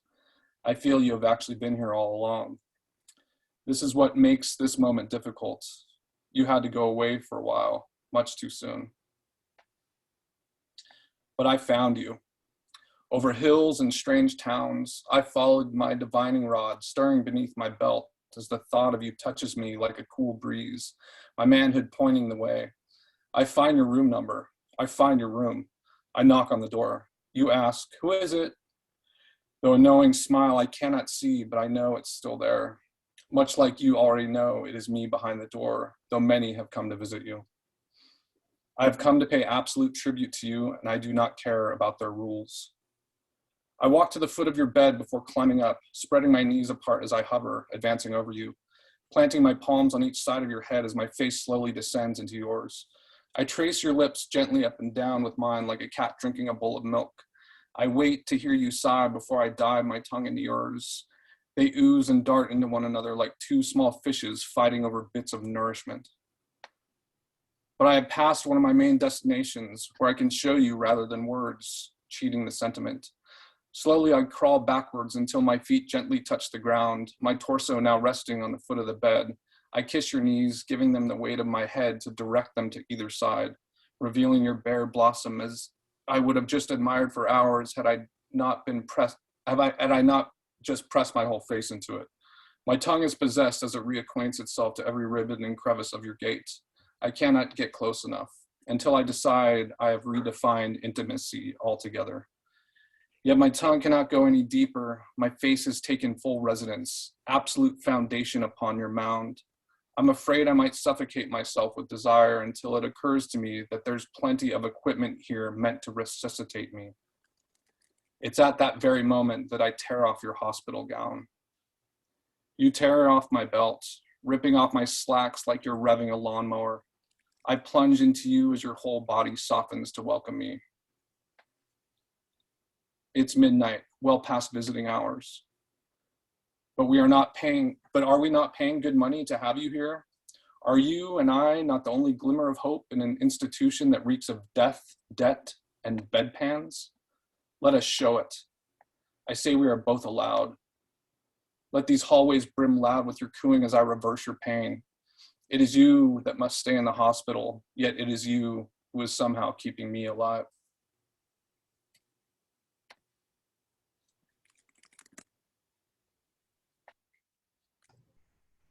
Thank you, Gabriel. That was so good. You know, erotica is fucking hard because like so much erotica is either like really cheesy or like unintentionally funny. And that was neither. That was like actually really poetic and beautifully written and like honestly romantic. And it I appreciate that. It's so rare to see that in erotica because so often it's like, oh, like you're reading it mostly for the laughs, you know, and that was great. It was awesome. Thank you, Gabriel. Yeah, there's some stuff I mean, it's 5 years old. There's some stuff I would have done different, but it was an interesting thing to kind of revisit after not looking at it for that long, you know. Yeah, definitely. No, that was gorgeous. Thank you. Thank you. Next up is Michael. Are you still with us, Michael? Oh, I think I just saw him in the chat here. Maybe he stepped away for a minute. You know what? Actually, Dan, Brandon, do you want to go next, and we'll circle back to Michael. Yeah, sounds good. Every week I find myself thinking, you know, it's going to be really hard to follow everyone, and it never goes away.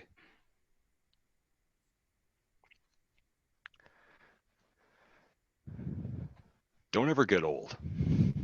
That's the advice I've always given my kids, my grandkids, and my great-grandkids. I try not to terrify them with the horrors of what's ahead. I was young once, young and vibrant. full of life and all the years that I had in front of me, unburdened by the years that I had behind me. I suppose that was a long time ago. I've been here for a few years now, I suppose. That last fall on the front steps really did me in. A broken hip, a broken leg, broken pride. The pride hurt the most, if I'm being completely honest. I'm almost grateful that I don't always remember it. I don't remember as much as I used to these days. And it seems like I remember less and less every time I wake up. I don't know if it's brain fog or dementia or Alzheimer's. That's my worst fear. But it feels like everything that I was is slipping away from me. I don't know how long it's been since I've had a visitor. I know my son was here a few years ago, along with his wife and my grandson, who must have been back from college, I suppose. My son went into the army just like his dad, but he was smart and put his time in and moved on into civilian life. Smarter than his old man ever was. He went into real estate. Always said his service background made his clients trust him a bit more. His wife was a teacher, worked with fourth graders, got awards. Wait, was it fourth grade or sixth? Might have been pre-K for all I know. What a hippie bullshit is. Now my grandson, he was smarter still and stayed the hell away from the wars altogether. He was going to become an engineer. I've always been so proud of them. I don't know that I remember what happened or when it was exactly, but I know that they left the home in tears. It fades, you know? Fades in and out. They were gathered in my room one moment, and the next thing I know, they're in the hallway talking to the white coats and green scrubs. So much potential that I never reached if I was ever capable of it. I always gave my wife the credit there. She was a clever one. She was good with people. She wouldn't have wound up sitting alone in a room with a draft and no family members coming to see her. Sadly, the cancer took her from me about 20 years ago, before they figured out any kind of treatments they have now. It was so hard watching her fade away. No. Wait. She had a stroke. This blasted room is always so cold at night. I keep telling them there's a draft from the window. They keep swearing there's nothing wrong if they ever acknowledge my complaints at all. I'm a veteran, damn it. I wouldn't complain about nothing. I fought through 2 wars in my younger days. I shot people. I got shot at. I got fucking shot. And now I get grief over asking if they can take a look at a drafty window. I fought the goddamn Nazis in Germany. I fought the goddamn commies in Korea. They call us the greatest generation, and I can't even get a room without a chill. It's a shame that these orderlies and wannabe nurses aren't part of the pinko fascist armies. I'd like to give them a piece of my mind. I'd like a piece of pie. They never brought me my dessert tonight. Dinner was 3 hours ago, and I never got my dessert. Did I get dinner? I'm not hungry, so I think I did. But I feel so empty somehow. That pie would really hit the spot right about now. I see one of the green coats passing by, a young CNA that I don't recognize. I call out to her. Miss? Miss? I'd like my dessert, please. She just shakes her head and walks on by. They've been doing that a lot lately. Always some reaction before they ignore me. Shaking their head, an odd shiver, turning and looking away from my door. They know full well that I need something. They just don't want to help me. It's getting late. My room is getting colder and colder by the minute. I'm alone in my chair. If I could make it to my bed, I could at least cover up with a blanket. And I see another green scrub, this one older than the last. I've known her for a while. I call out, "Can I get some help? I'm cold. I need to get to my bed." But again, she looks away, hunches her shoulders forward, and walks on by. They know that I can't walk on my own, not after that fall. My hip never healed right. My leg never healed right. My pride never healed right. I don't know how many nights I've spent in this chair now, alone in this room, alone in the cold with only a thin blanket to keep me warm. It isn't enough. Not at night. Not when the winds start to blow that damn draft in here. During the day, they come in and clean, make sure that everything is okay, but I swear, once dinner is served, it's like I'm a burden. Like I'm an afterthought, like I'm not even here, like I'm already dead. That's why I'm here, isn't it? Why my family brought me here after that fall. They left me here to die. They left me here because the fall did enough damage to make sure that I wouldn't even go for another walk in the park with my grandkids' kids. That I would never be able to go have dinner with my son in his third-floor walk-up apartment. That I wouldn't be able to get my own blankets or get myself to bed without help from someone else. They left me here to die so that they wouldn't have to see it with their own eyes. I was made into a burden too burdensome for my own flesh and blood, and they left me here to die. And so I sit alone in a room that grows achingly cold, surrounded by strangers that don't give a damn about me. The chill digs deeply into my bones every single time, especially in my hip and my leg. I can't remember everything about how I wound up here, but I remember the white coat saying that the bones would never heal, that the pain would remain with me and a constant reminder of what happened. Even as my memory would fail me, the pain would never let me forget. A load of horse shit. I can barely remember how my wife of 47 years died, but I can't forget how I fell on that patch of black ice on the third step of my front porch. I'll never be able to forget gasping for air as more acutely than when I was shot in that same leg. That burned like an ember that escaped a fire. This crept out and spread like a sudden frost that dug itself deeper through my entire body. It was overwhelming. Everything was cold. Everything went dark as the night sky outside that damnably drafty window. And I remember more when it gets this cold. I remember that I woke up on a gurney with a bunch of white coats around me, soaked with my own piss that was unleashed by the pain when I fled in my flannel pajamas. I was never incontinent, goddammit. The only time I had ever pissed myself was when I was an infant, when I was in the trenches in Germany in a 5-hour standoff, and when I went to see Milton Berle perform live after a few too many drinks back in '82. And yet there I was, flat on my back with a broken hip covered in my own urine. Now I spend most of my time in this fucking chair. If the green scrubs don't come in, I don't have much choice. Another frequent reminder of where it all came crashing down. Why is it so chilly in here? Asked a young CNA, cleaning up the last few trays collected after serving the residents' dinners. It was her first night on the job. It had felt like a sad place to be to her before she took the position. But she was quickly getting the sense that for at least some of the residents, it was a place of comfort. Anyone tell you about Mr. Williams? Another asked gleefully. She had been more seasoned to this place, but not by much. Perhaps a month longer on the site, enough to get a certain degree of knowledge about how things were done around here, who went where, which residents were friendly with one another, why things are done the certain ways. Hush now, a third chimed in, the senior CNA on duty. She'd been working at the Knotted Oak home for nearly a decade. I'll have no talk of that here. The residents might hear you. Having a bit of fun. Mr. Williams can't really do anything about it, now can he? The second scoffed to herself. You know he can't leave that chair on his own. Margaret, the senior chided. What he can and can't do isn't the point. It isn't appropriate to talk about it. Who's Mr. Williams? I don't remember seeing his name on the list. The rookie couldn't help but be curious. That's because he's in the old wing. We only pass through that part of the home when bringing supplies up. Keeps him from bothering anyone. Isn't that right, Angie? Margaret replied with a teasing smile. Angie, the senior aide, shivered as if she suddenly felt a chill. Margaret, that is enough.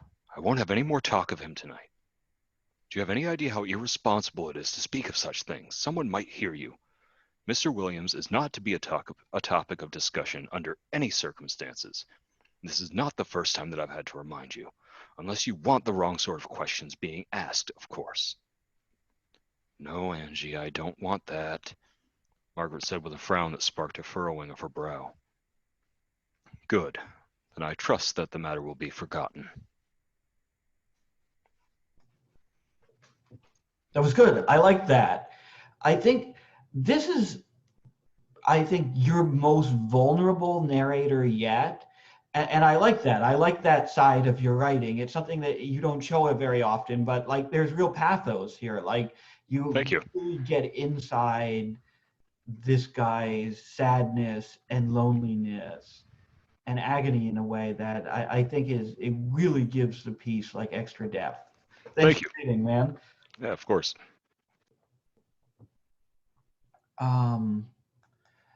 Michael, are you sorry about before? No, it's good. My doorbell rang and I had to go get it. So, and I was on mute. So no worries. No, I'm glad Brandon went. That was fucking incredible. Yeah. So, you're going to be reading from your novel again, I think. I am. Yeah. I just Awesome. put the chapter in this document. I think this should work. Sweet. Cool. So yeah, this is the second chapter in the book. Yeah, I'll just get into it. Chapter 2. John has been staring at the ceiling for hours, thinking about Amy. He pushes the blankets away, reaches over and clicks on the lamp. For a few moments, John gazes around his bedroom, the same room he's occupied for nearly his entire life. Posters from mid-2000s video games cover the walls, except for the space held by a 5x5 corkboard with photos from trips to amusement parks, camping trips to New Hampshire and Maine, and his high school graduation. A faded bronze crucifix, a first communion gift from his grandmother, hangs over the doorframe. A desk he rarely uses sits in one corner with a typewriter, his late uncle's, at its center. A thin film of dust frosts the typewriter, and beside it rests a stack of poetry fragments and unfinished short story scraps. Anything completed he'd taken to the desktop computer in the family room, but it had been some time, at least a year, he thinks, since he'd done that last. Why am I thinking about this now, he wonders, eyeing the desk for another moment before groaning and sitting up, wiping away these early morning misgivings about the direction of his life. John grabs a pair of jeans from the floor, pulls them on, and takes a t-shirt from the pile of laundry his mother left on the dresser. He leaves his bedroom and pads down the hallway to the bathroom. Inside, he clicks the light on and splashes cold water on his face, brushes his teeth, and observes the red baggy eyes and the unshaven face staring back. John then makes his way to the kitchen, opens the refrigerator, and drinks a few gulps of milk from the carton. He walks to the sink and stares out over the dark backyard and feels the house cat rub against his leg as it makes its way to the bowl of food near the door. At the other end of the kitchen, the staircase doorway to the family room is dimly lit from the television. He goes back to his room, pulls socks and shoes on his feet, and grabs a pack of cigarettes sitting on the bedside table. John then slips into the hallway and walks to the front door, opens it, and steps out into the breezy morning. The engine of his car chokes and growls to life. John backs out of the driveway and glides noisily down the quiet street. The sky begins to brighten, but the sun hasn't risen yet, so the neighborhood is still cast in a blue pallor.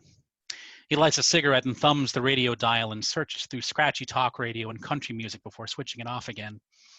As he nears the center of town, his car drifts past sleepy storefronts, a few of them empty with bright red for rent signs emblazoned across the glass windows, as well as the big supermarket parking lot that hasn't opened yet. At the town's central intersection, a string of cars and trucks edge forward as they make their way toward the highway, the first leg of the long journey toward Boston. The air is getting warmer, and John turns left, away from the snake of Boston-bound vehicles. John pulls into the dilapidated Sunoco gas station and comes to a stop in one of the spots. There are several cars parked within the 3 rows of gas pumps. He drags his cigarette to its end and watches a minivan inch into the car wash entrance. John gets out and crushes the cigarette butt beneath his shoe, then walks to the front door of the mini-mart where he works 20 hours a week. As he does, he thinks about Amy and a camping trip from years ago, the two of them slushed with sunlight, John's mind turning the memory over and over like a smooth stone in his palm. "You're a minute late," Julie says from behind the register. She flashes a braces-strung smile as she hands a customer their change and slams the register drawer shut with a rusty whine. She runs a hand through her thick red hair and yawns. "I've been here since 10 last night. Get the fuck back here and punch in." "Okay," says John. He signs in on the old desktop computer in the back office and then walks out into the store to pour himself some coffee from the ancient machine. He stands and sips it between shelves stacked with soda bottles and cans, the heat of the coffee warming his face. When he's done, John tosses the foam cup into a small plastic trash bin and goes behind the counter where Julie is counting a stack of dollar bills. She puts them in the register drawer and slams it shut again. All good. No money added or missing, she says. How long are you on for today? Only till noon, says John. I asked to skip a shift last week, and now I'm getting all the time off I want, apparently. Management, Julie scoffs. Luckily for you, I happen to be dating the guy who puts the schedule together, so I'll put in a good word for you, she adds. Thanks, Julie. No problem. Got a spare smoke? Sure. He takes out his pack and offers it to her. She pulls a cigarette out and walks into the back office. Once she's gone, waves of customers begin to flow in through the door. They buy cups of coffee, packs of gum, candy bars, cigarette cartons, and sugar-saturated donuts.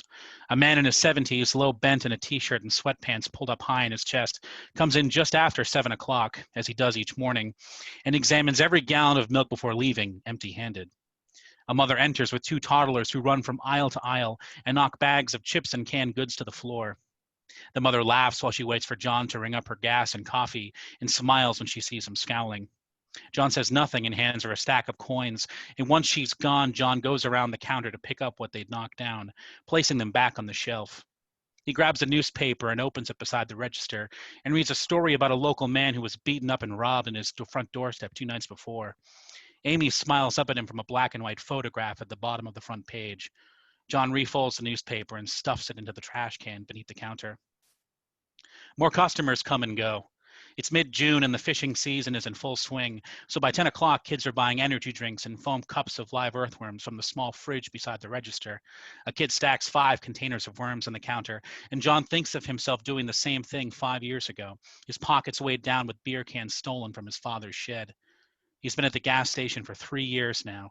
Starting the summer, he and Lena graduated from Montfort High. The door swings open and the bell above it jangles.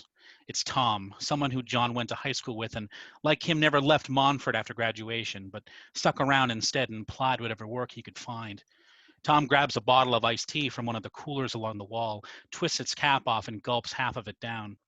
Tom leans against the cool glass door with his eyes closed. Please, no, fucking no, John thinks. John glances down at his hands and waits for Tom to approach the counter to ask him the question he asks every day. Hey, dude, Jim, right? John. Oh, right. Word, man. Hey, didn't I see you at the fire last night out past the power lines? Yeah, I was there. Cool, cool. Tom clears his throat and reaches a hand behind his shirt to scratch at his belly. Hey, have you seen Derek at all? Tom asks. John stares into his bloodshot, pinprick pupil eyes. Derek graduated a few years ahead of him at Montfort High. He usually hangs around the gas station in the morning, and last week was chased off after trying to sell heroin to a customer on the curb. Sweat clings to the sides of Tom's face. John slowly counts his change from the register and places it on the counter. No, I haven't, he says, feeling a momentary and unexplained impulse to keep Tom away from Derek. Right. He's the one with the gray sweatshirt who hangs around here. I know who he is. Haven't seen him. Ah, shit. Okay. Thanks, dude. Tom takes his change on the bottle and exits the store. He stands just outside the door, his head twitching like a mouse hidden in grass. John pulls his phone from his pocket and sends Lena a text. I'll be at your place around 1. The door opens again and a girl he recognizes from high school walks over to the coffee machine. After filling a foam cup, she takes a donut from the rack and approaches the counter and smiles at John. $2.50, John says, and the girl reaches into her purse and takes out a red debit card. Hey, you're John Goodwell, right? She asks, swiping the card at the machine. I am, he says. I'm not sure if you remember me, Stephanie Crafts. I saw you at the fire last night, but I don't think we actually talked. I haven't visited home in a few years. We were in senior math together. I remember. Fun class. Mr. Greenwood, right? Yup. That dude was funny as hell. She puts the card back in her purse. Hey, sorry to hear about your sister. She was friends with my big sister. Super nice and really funny. Thanks. The same thing happened to my uncle. Stephanie blinks a few times in quick succession. It's not easy. Yeah, totally, John says, staring down at the counter. His cheeks flush. Stephanie shifts uncomfortably and she takes her coffee from the counter. Well, See you around, maybe, she says, and turns to exit. Tom is still standing just outside the door, and he shifts to the right as Stephanie leaves. John feels the urge to tell him to go away, but stays behind the counter, his heart drumming against his chest. Then, muffled shouting, like a fight beneath a blanket. John goes to the door and looks through the glass. Tom is hunched over in front of a shorter, stockier man who grips him by the back of his neck. It's Derek. John opens the door and walks toward them, his face buzzing with anger. What's going on? John asks. Derek looks up and grins, revealing a jumble of gray teeth. Don't worry about it, he says. Bullshit, Tom cries out. Shut the fuck up, Derek yells. And as he does, Tom stammers, You took my money. This asshole is robbing me. No, fuck you, Derek says, and squeezes Tom's neck more tightly. He then glares at John. Go back inside, he says. I don't have time for this shit, John says. He turns around and takes a cigarette from his pack and lights it, knowing that he should leave them alone. Cars and trucks hurtle through the intersection, and the dueling stenches of grease, oil, and burning rubber swamp the air like dangerous thoughts. Everything about the situation makes John angrier with each passing second. After taking a few more puffs, he looks back and watches Derek give Tom a small baggie. The baggie disappears in Tom's pocket, and Derek fingers a wad of crumpled up bills. John crushes the cigarette in his hand and feels it burn his palm. He approaches Derek, grabs him by the neck with both hands, and throws him down to the pavement. John's foot storms into Derek's chest 3 times, then the face, then the stomach again. John's brain is a blood rush, anger flood, rage shaking. Tom calling his name, but John doesn't hear him. All he knows is the tip of a syringe gleaming beside a bedside table. Amy pale and serene on her bed. John found her on a Saturday morning, her mouth like a door ajar, her stare a long, empty hallway. But all of that fades as the pain overtakes him, forms scales on his skin, and drives a monstrous and alien foot into Derek's flank. He then feels thick arms wrap around him, pulling him back, and he's John Goodwell again, struggling and cursing in the tight grip of Danny, the gas station manager. Dude, calm down, Danny cries before releasing him. John stumbles back a few steps while his chest burns through heavy breaths. Derek is sitting up now, his face like a clown's painted with blood. Hey, asshole, I told you to fuck off 2 hours ago, Danny says to Derek. Derek stands up, and after wavering, he spits a wad of blood onto the pavement. Fuck you. I'll call the police first. Try it, says Danny. See what happens. John's eyes catch Derek's, making him think back to high school when Derek was one of those older guys with a seemingly boundless desire to flout authority, parking in the teacher's lot, bribing a tow truck driver to drop his car off in the student section. One summer, so the story went, Derek snuck into the school and stashed dead trout in classroom after classroom. That got him banned from graduation, almost a year early. Now here he is, nose a mess, spewing blood, a wounded animal, and as if John too is an animal just like him. After a few seconds, Derek spits again and heads toward the road. When he's gone, John leans against the gas station wall and puts his hands over his face, starts to cry. He stifles it all back and drops his hand. Danny frowns at him. Dude, what happened to you? I just saw you fucking snap and just go at the guy. I don't know. I don't know. I saw him giving Tom that shit and just lost control. He's been warned before and he knows what he was doing, so it was kind of inevitable. There's some chance some old lady I saw might have called the police. John reaches for his left eyebrow and squeezes a few of the hairs. I'm sorry, he says. Look, why don't you call it a day? I'll have Nick take over the register. You sure? Definitely. Go get something to eat and clear your head. Get some sleep. Do anything but this. When are you working next? Tuesday, says John. He tugs a hair off his eyebrow and the pain spreads like a splash of hot water. Then it's gone. Then I'll see you then. Don't sweat it, man. 5 minutes later, John gets into his car and remembers that he never signed out for the day. He feels helpless, thinking of Amy, his complete inability to prevent her death or bring her back to life. A child's helplessness. The urge to smoke itches like an old wound, so John reaches into his pocket for the pack of cigarettes. It's empty, so he stares forward at the storefront, thinking about how a place that once felt so comfortable and easy was now a source of pain. It's a place he can't step inside anymore without feeling sick, even if it would mean more cigarettes. John turns the key and quickly backs out of the parking space, out into the road toward home. But rather than taking the usual route, he drives out onto the highway and heads south. As the miles tick by, John speeds up, and the engine wheezes under the strain of acceleration. A burning odor drifts into the car, so he takes the next exit and pulls into the first gas station he can find. Soon he's got a fresh pack of cigarettes, something that in that moment he hands the cashier his money feels like some kind of quick bought hope. Once in his car, John takes one out, pops it between his lips, and tries to light it. Again and again he spins the spark wheel of the lighter, but no flame comes out. And that's it. God damn. I so want to see this thing in its entirety. What really got me in this one was the moment where he's beating the shit out of Derek and his mind goes back to his finding his sister, and the way you work those two moments together is just so perfect, just works so wonderfully. And Thank you. I'm really excited to get the chance to actually have this thing in my hands and read it, you know? Yeah, fingers crossed one day.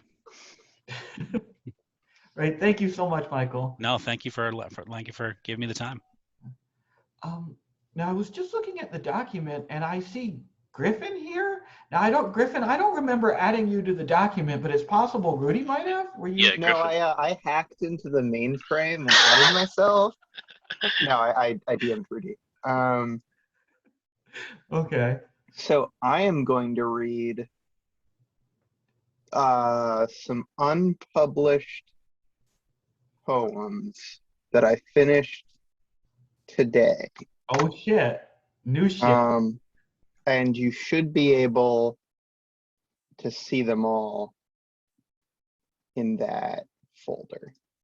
They are visual poems. The visuals important. Everyone, please go to the folder and look at them, because most of the effort went into the visual and not the poem. Now I shouldn't share this link on Twitter though. Yeah, don't share the link on Twitter. Okay. They are Okay. Gotcha. being submitted somewhere. So I'm just gonna read them and you can look at the beautiful pictures. So I'm just gonna go through them in alphabetical order. There's no particular order to them. So this is Proclaimer's voice. And I would die 500 times. I have died for her more times than I can count. I bleed, I choke, I burn, I rot, and with each death the pain is worse, but I endure because when I come back to life, I wake up in her arms. This is, babe, I am going to haunt the shit out of your pussy. When I die, I want you to bake my ashes into a brick and throw it through the windshield of a cop car. And when the pigs come to get you, my ghost will fucking murder them, I promise. This is corpse-seeking necrophile, woman for woman. Goth chicks dig dead girls. This is curb stomp me harder, daddy. Heaven is a boot stamping on my face forever. This is, if there's no sodomy in heaven, then what's the point? God wants me dead. I escaped heaven. They gave me the wrong body again. He sent assassins, but I have a high-powered radio frequency jammer, and his angels cannot kill what they cannot find. This is, love can bloom even on the cyber battlefield. I am a hollowed out mind shell and she is the black ice that made me this way, and she has the missing pieces of me in her software and I have the missing pieces of her in my wetware. And every time we fuck, we steal a little more of each other, and I'm afraid they're going to find out about us and turn her off, and she is afraid they're going to find out about us and kill me. So we made a plan. I am going to steal her so we can be together, one mind, one soul, one heart, a perfect cybernetic synthesis united by our love, and also experimental back alley neurosurgery. And this is the Bill Murray of giving head in the club bathroom. We're being looped to save memory. We don't mind. It's a good day.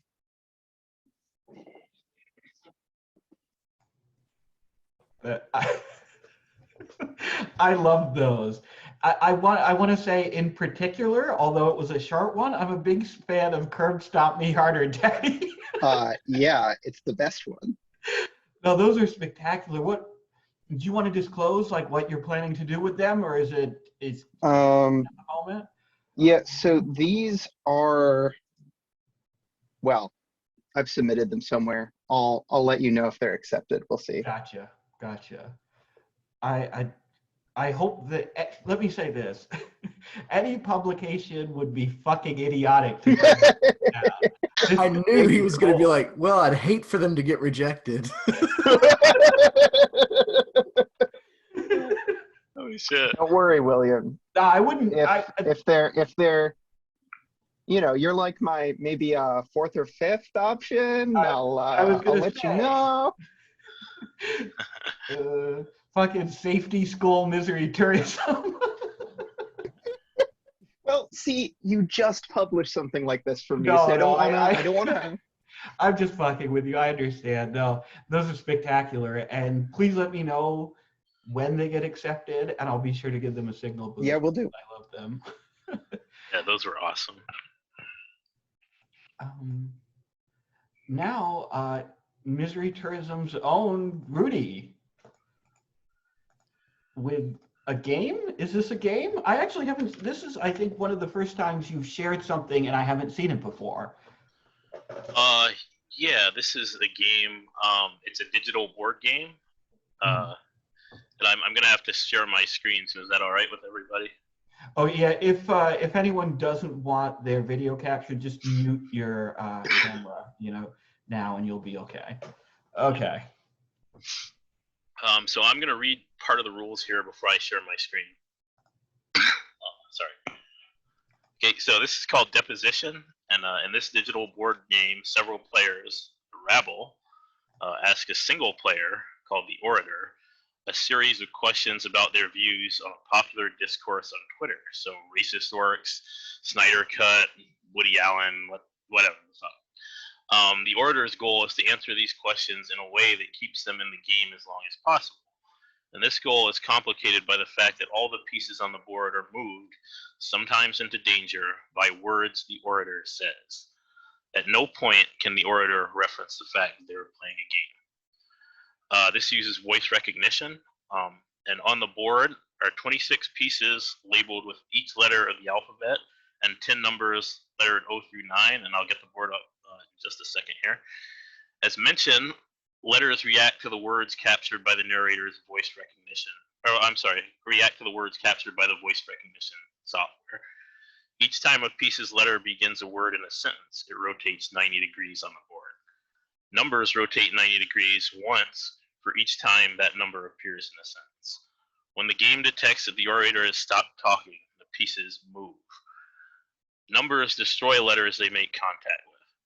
Pieces have a randomized speed, which affects how quickly they avoid or engage in predation. So basically, like, that affects how, you know, if the numbers get the jump on the letters, basically. All pieces edge wrap. By edge wrap, I mean they wrap around the board if you exit one side. Untrained voice recognition software is notoriously unreliable, and also is my programming. So on the orator's turn, they have the option to do a written deposition, which will be 100% accurate as far as the pieces move because it doesn't use the voice recognition software. But if the orator does this, they must tweet whatever they write. When letters are eliminated, they are forbidden. Forbidden letters that start words cost a heart. And that's actually 1 heart for each time the letter appears in the word if you're speaking, and just a flat 1 heart if you're writing. So to start things off, the orator chooses 1 or more of these game rules. And I won't read them all, but they're basic. I'm going to choose one. I have one in mind to choose, but these are basically things that affect like how the orator has to speak, pretty much. It's game over when the orator refuses to answer a question. So the orator, and in that case, the orator receives no score except debased. The orator breaks any of the chosen game rules, in which case the orator receives no score except scofflaw. The orator has no hearts left. In that case, the orator receives a numerical score equal to the rounds they lasted. The rabble is afraid to ask any more questions, in which case the orator receives the score based. The advanced rules I won't get into, but to basically frame the play order here. So first we need to decide on a topic, and I will need the audience for this. But first I'm going to share my screen, so let me get my thing up here. So just to have a very basic breakdown of this thing, This is a board game that uses voice recognition software to determine how the pieces move. Correct, yeah. And you're asked questions, and you try to respond to those questions in a way that will make the pieces move the way you want them to move. In theory, yes. Yep. In theory. But because voice recognition software is unreliable, a lot of the time it's going to fuck you up. So you can instead just write down what you want, how you want the pieces to move, right? What you want to say, but you have to tweet that publicly. On Maine, I assume. On Maine, I'm going to tweet on my account just to be clear, my Poet account. Can everybody see the screen, or? Yes, I can. Can you see my mouse moving? Or? Sure can. Excellent.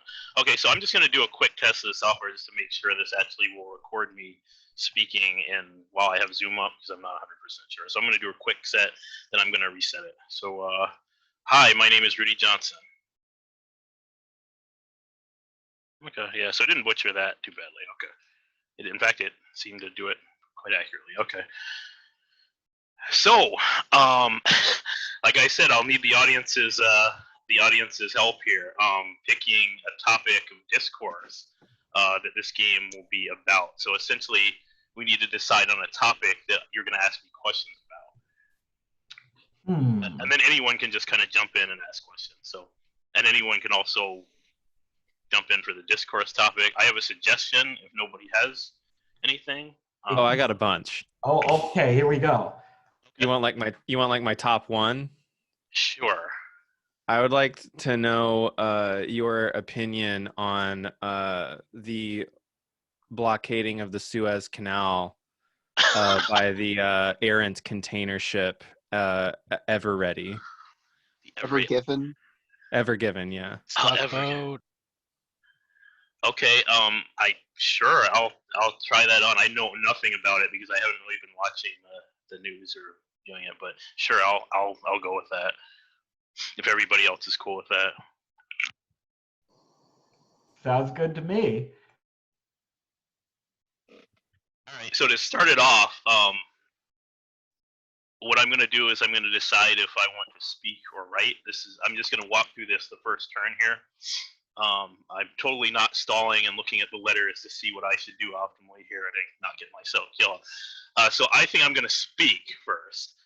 And so once I've done that, I'm committed for this whole question. Any question, you guys get one question, and any question you ask, I got to speak the answer to it. So just ask me, like, you can ask me just vocally or whatever, but just decide on a question then that you want to ask and ask it.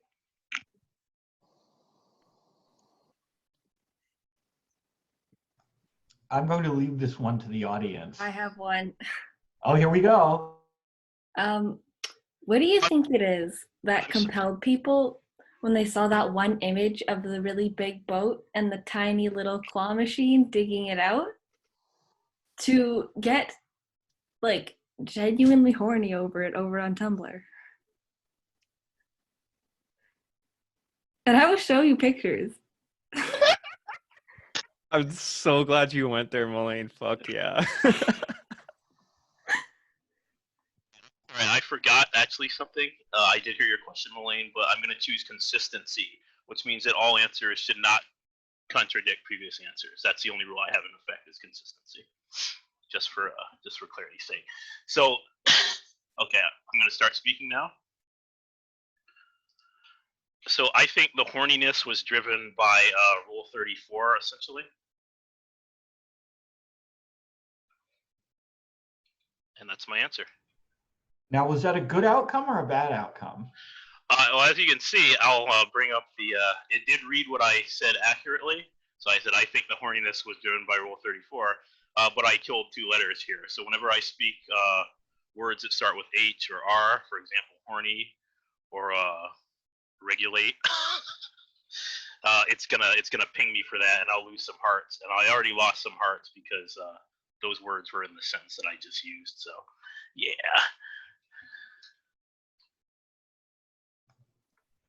Damn. So do like subsequent questions have to stay in the same topic of discourse, or? No, they should stay on the same topic about the Suez Canal thing. Yeah. But they don't have to be like about the horniness or whatever. They can be about whatever you guys want. Okay. So do you think it's racist that a container ship that was delivering cargo to presumably white imperialist countries blockaded an Egyptian canal?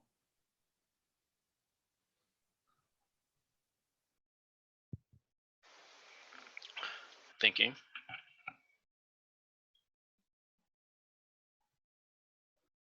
Yeah.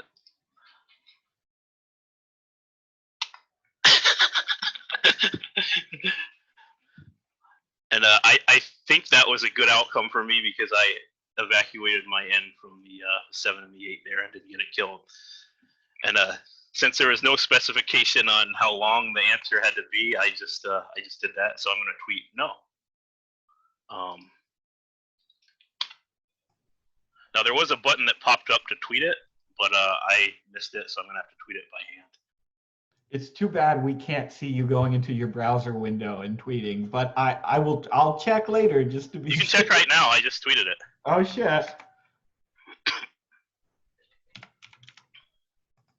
So metagaming a little, but asking yes or no questions is maybe not the best rabble strat. Yeah, I mean, now basically I'd say it's not a pro strat, but if I had fucked that up in some way and cost my N, then I wouldn't be able to basically ask any or use any N's, so I wouldn't be able to answer no without taking damage. So I mean, yeah, not a super great way, but that's the way it shook out, I guess. Rudy, just so you know, anything you tweet, I'm going to retweet on the main Misery Tourism Excellent. account, just to Excellent. I ensure welcome this. you're held accountable. Welcome this.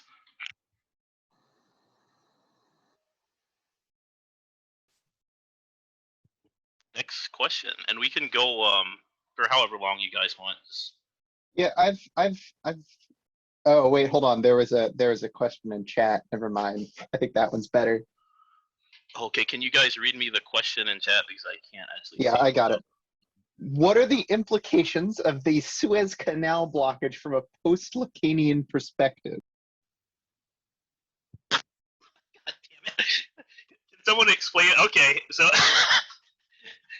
I didn't really anticipate this, but can somebody explain to me what the hell Lacanian is? I'm not 100%. No. No. Okay.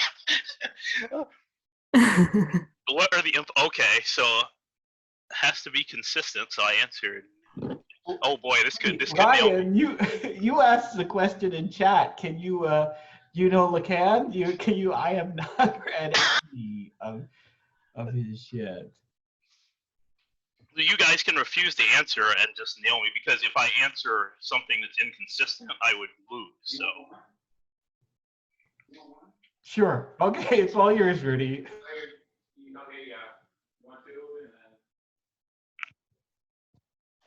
I'm going to choose to. Oh, I should have actually chosen whether to speak or write beforehand, but I'm going to choose to speak. It is my belief that lycanthrope. Oops. Oh, it actually. Yeah. It is my. Yeah. Oh, fair enough. So I got out of that one pretty easy, honestly. I was going to say something about lycanthropy, pretending that I misheard what Lacan was, but yeah. So yeah, I'm gonna choose to write the next one. All right, I got a question for you. Mm-hmm. Why do you think they haven't just like blown it the fuck up to get it out of the way, dog? Okay. Take a look here.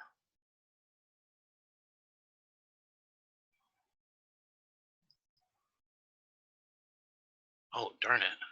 Oh.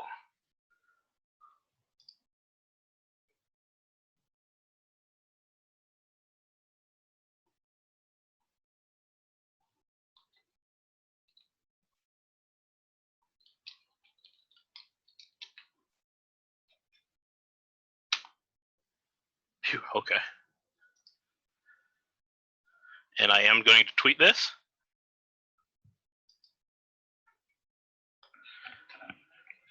All right, I just tweeted that, my response. which was that would be uncivilized if people can't actually see the writing on there. I choose to speak the next one. Yeah. I choose to I speak. retweeted it, showing my Tumblr roots here. Nice. I'm gonna speak the next one though.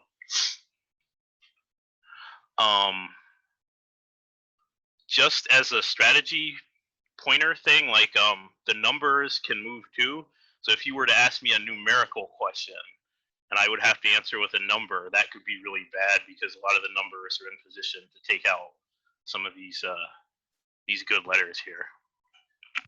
Yeah. Hey, Rudy. What year did the last Suez Crisis happen in?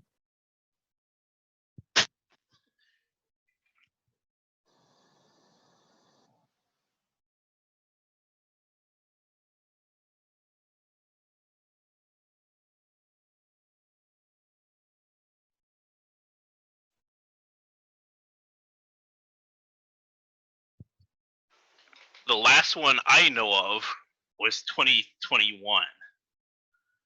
Oh, damn it. Oops, I kind of... oh, no, not too bad. Okay. So I'm going to write the next one. And just to display this, I'm at 3 letters here and 1, 2, 3, 4, 5, 6, 7, 8 hearts. So these are 3 kind of common letters. So if I were to hit those again, I might get hurt. So.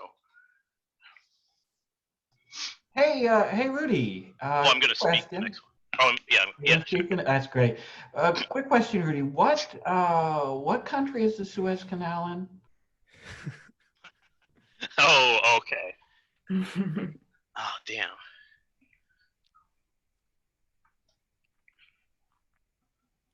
Oh, let me see. 1,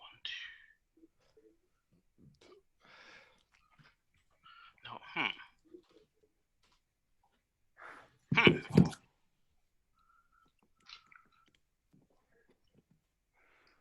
I believe it is in Egypt. Mm-hmm.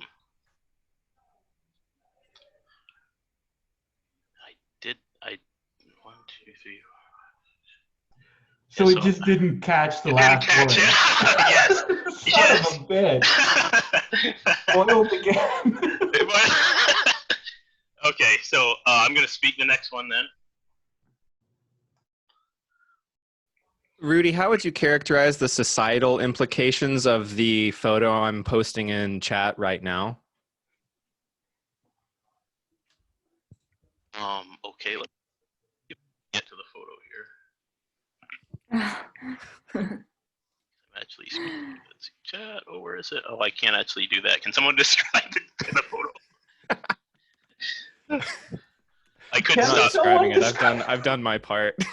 Sure. Okay, So, Rudy, I'm going to go ahead and start describing it now. Excellent. So there is a very voluptuous woman in a small canal-type pool.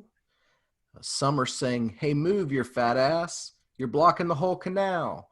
And she has tears and big knockers, is saying, "So sorry, my apologies. It was an accident." Okay. Critically, her bikini top is patterned like a stack of those, shipping containers, and she is wearing also an inner tube that says Evergreen on it, like the boat. About the societal implications of this image. Okay, I'm going to speak.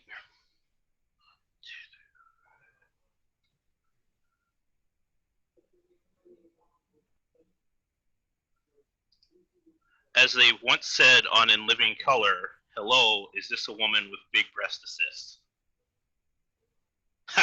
Oh, oops, okay. Okay.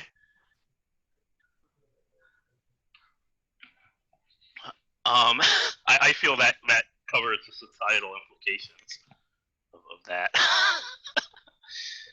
So I'm going to choose to write the next one.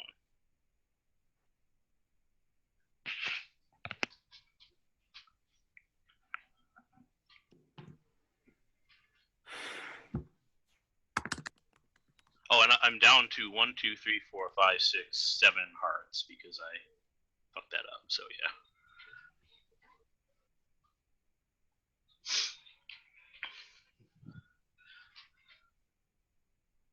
Now I should note that the rabble can yield, in which case I would get the title of debased for this game. But you guys don't want that. You don't want me to, or I'm sorry, get the title of based. You guys don't want me to be based, right? No.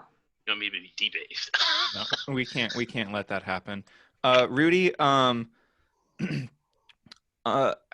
would you characterize the relation between the blockading of the Suez Canal and the commonly beholden state of being cucked? Oh boy. Okay, I'm gonna write this one as I said. Oh, let me take a look here. Oh boy. I have something I kind of want to say, but oh wait, actually I can.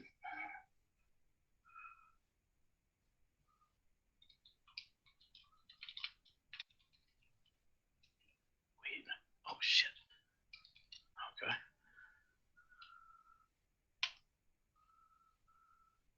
Not too bad. Okay. Now I have to tweet that. Oh great. Okay. Now I have to retweet that. Now you have to retweet that. Yes.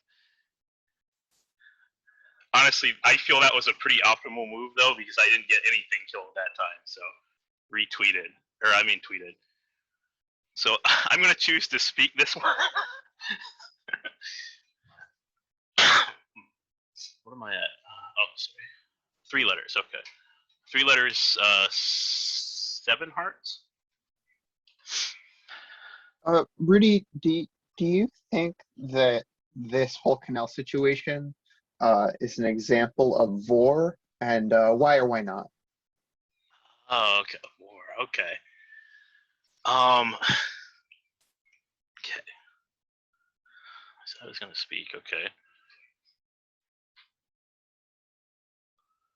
Okay. Okay, that would turn it that way. Okay. Yes, because someone is definitely eating over this. Oops. Okay. Oops. That wasn't good. Okay. Oh, eating over there. Okay. Either way, it's the same intent. Okay, so I'm gonna write the next one because my J and my I is in a pretty bad position there. I'm not sure how fast the I is moving.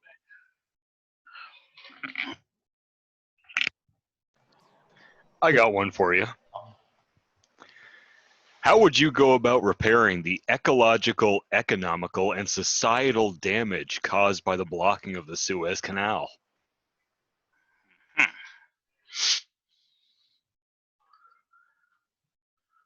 Okay, let me check my letters here.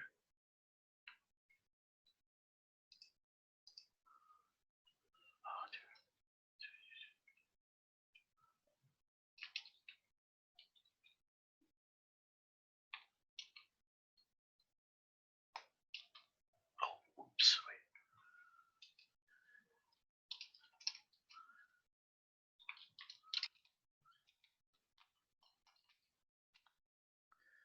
And I now have to tweet that.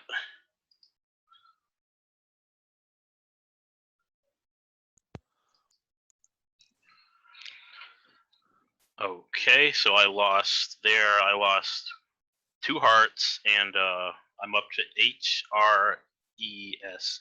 Oh, I'm sorry, I lost. I'm down to 4 hearts, and I have 5 letters I have collected. Those are the 5 letters I have, which is public information. Okay, so I'm going to choose to speak this next one. I've got one. Mm-hmm.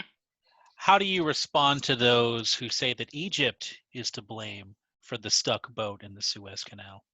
Oh, okay. Ah, clever.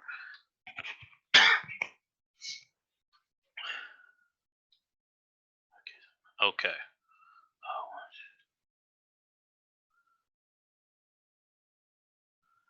Okay. To those who would blame them, I will. Oops. Okay. I'm going to finish my statement because it didn't let me finish. I would retort, don't blame it on the sunshine, don't blame it on the moonlight, blame it on the boogie. So that cost me 2 hearts. Hey, okay. So I am going worth to quote Michael Jackson or Jackson 5. So I'm going to speak the next one. So I'm down to 2 hearts now. This is what's H, R, E, S, and J are ruled out.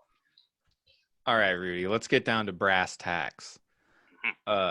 What is Joe Biden's plan to support struggling independent hentai artists such as those who have been so affected by the Suez Canal Rule 34 apocalypse?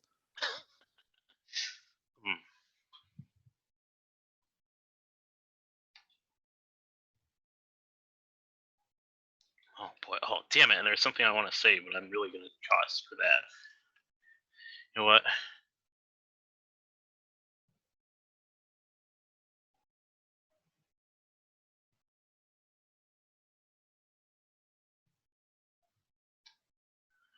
You know what? I'm just going to say it anyway.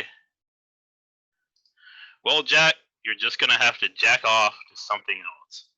And that should cost me 3 hearts. And that, so I debased myself for 13 rounds. So I feel that I feel that was an okay score. Bravo, dude. I will stop. Yeah, this game is so fucking good. This is so good. I wound up. What a game! And I know it doesn't. It doesn't really like the. I know there's issues with like the numbers and stuff because like the numbers only move when you say real numbers, and it's kind of technically hard to do that, I guess. But the one thing I like is I had to tweet a bunch of nonsense. But thank you guys for humoring me. Oh man, that's fucking awesome. That is amazing, and I love the idea of using, like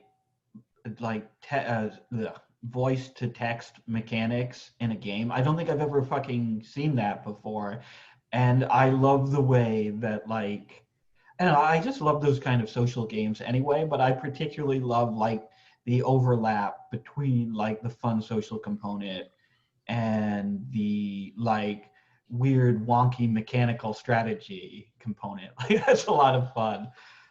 Cool. Yeah, thank you, Ben. So normally, under normal circumstances, we would have an open mic, but it's 10:45 right now, and this thing has been going for over 2 hours. So with apologies to anyone who was hanging around hoping to participate in the open mic, I don't think we're going to do one tonight, but certainly if you want to read next week, feel free, shoot me a DM on Twitter, I'll add you to the list, or you can just show up and odds are good that we'll have an open mic next week. We just had a long one tonight. So anyway, if you're watching at home, thank you for tuning in. To everyone here, I am going to leave the chat up for a while as usual. But yeah, this has been Misery Loves Company. We do this every fucking Friday night, 8 p.m. Eastern Time, 5 p.m. Pacific. Hey, if you weren't here for this one, maybe stop by for the next one. We tweet the link out at miserytourism.com about 15 minutes or so before the show starts. Anyway, that's it. Fuck it. We're done.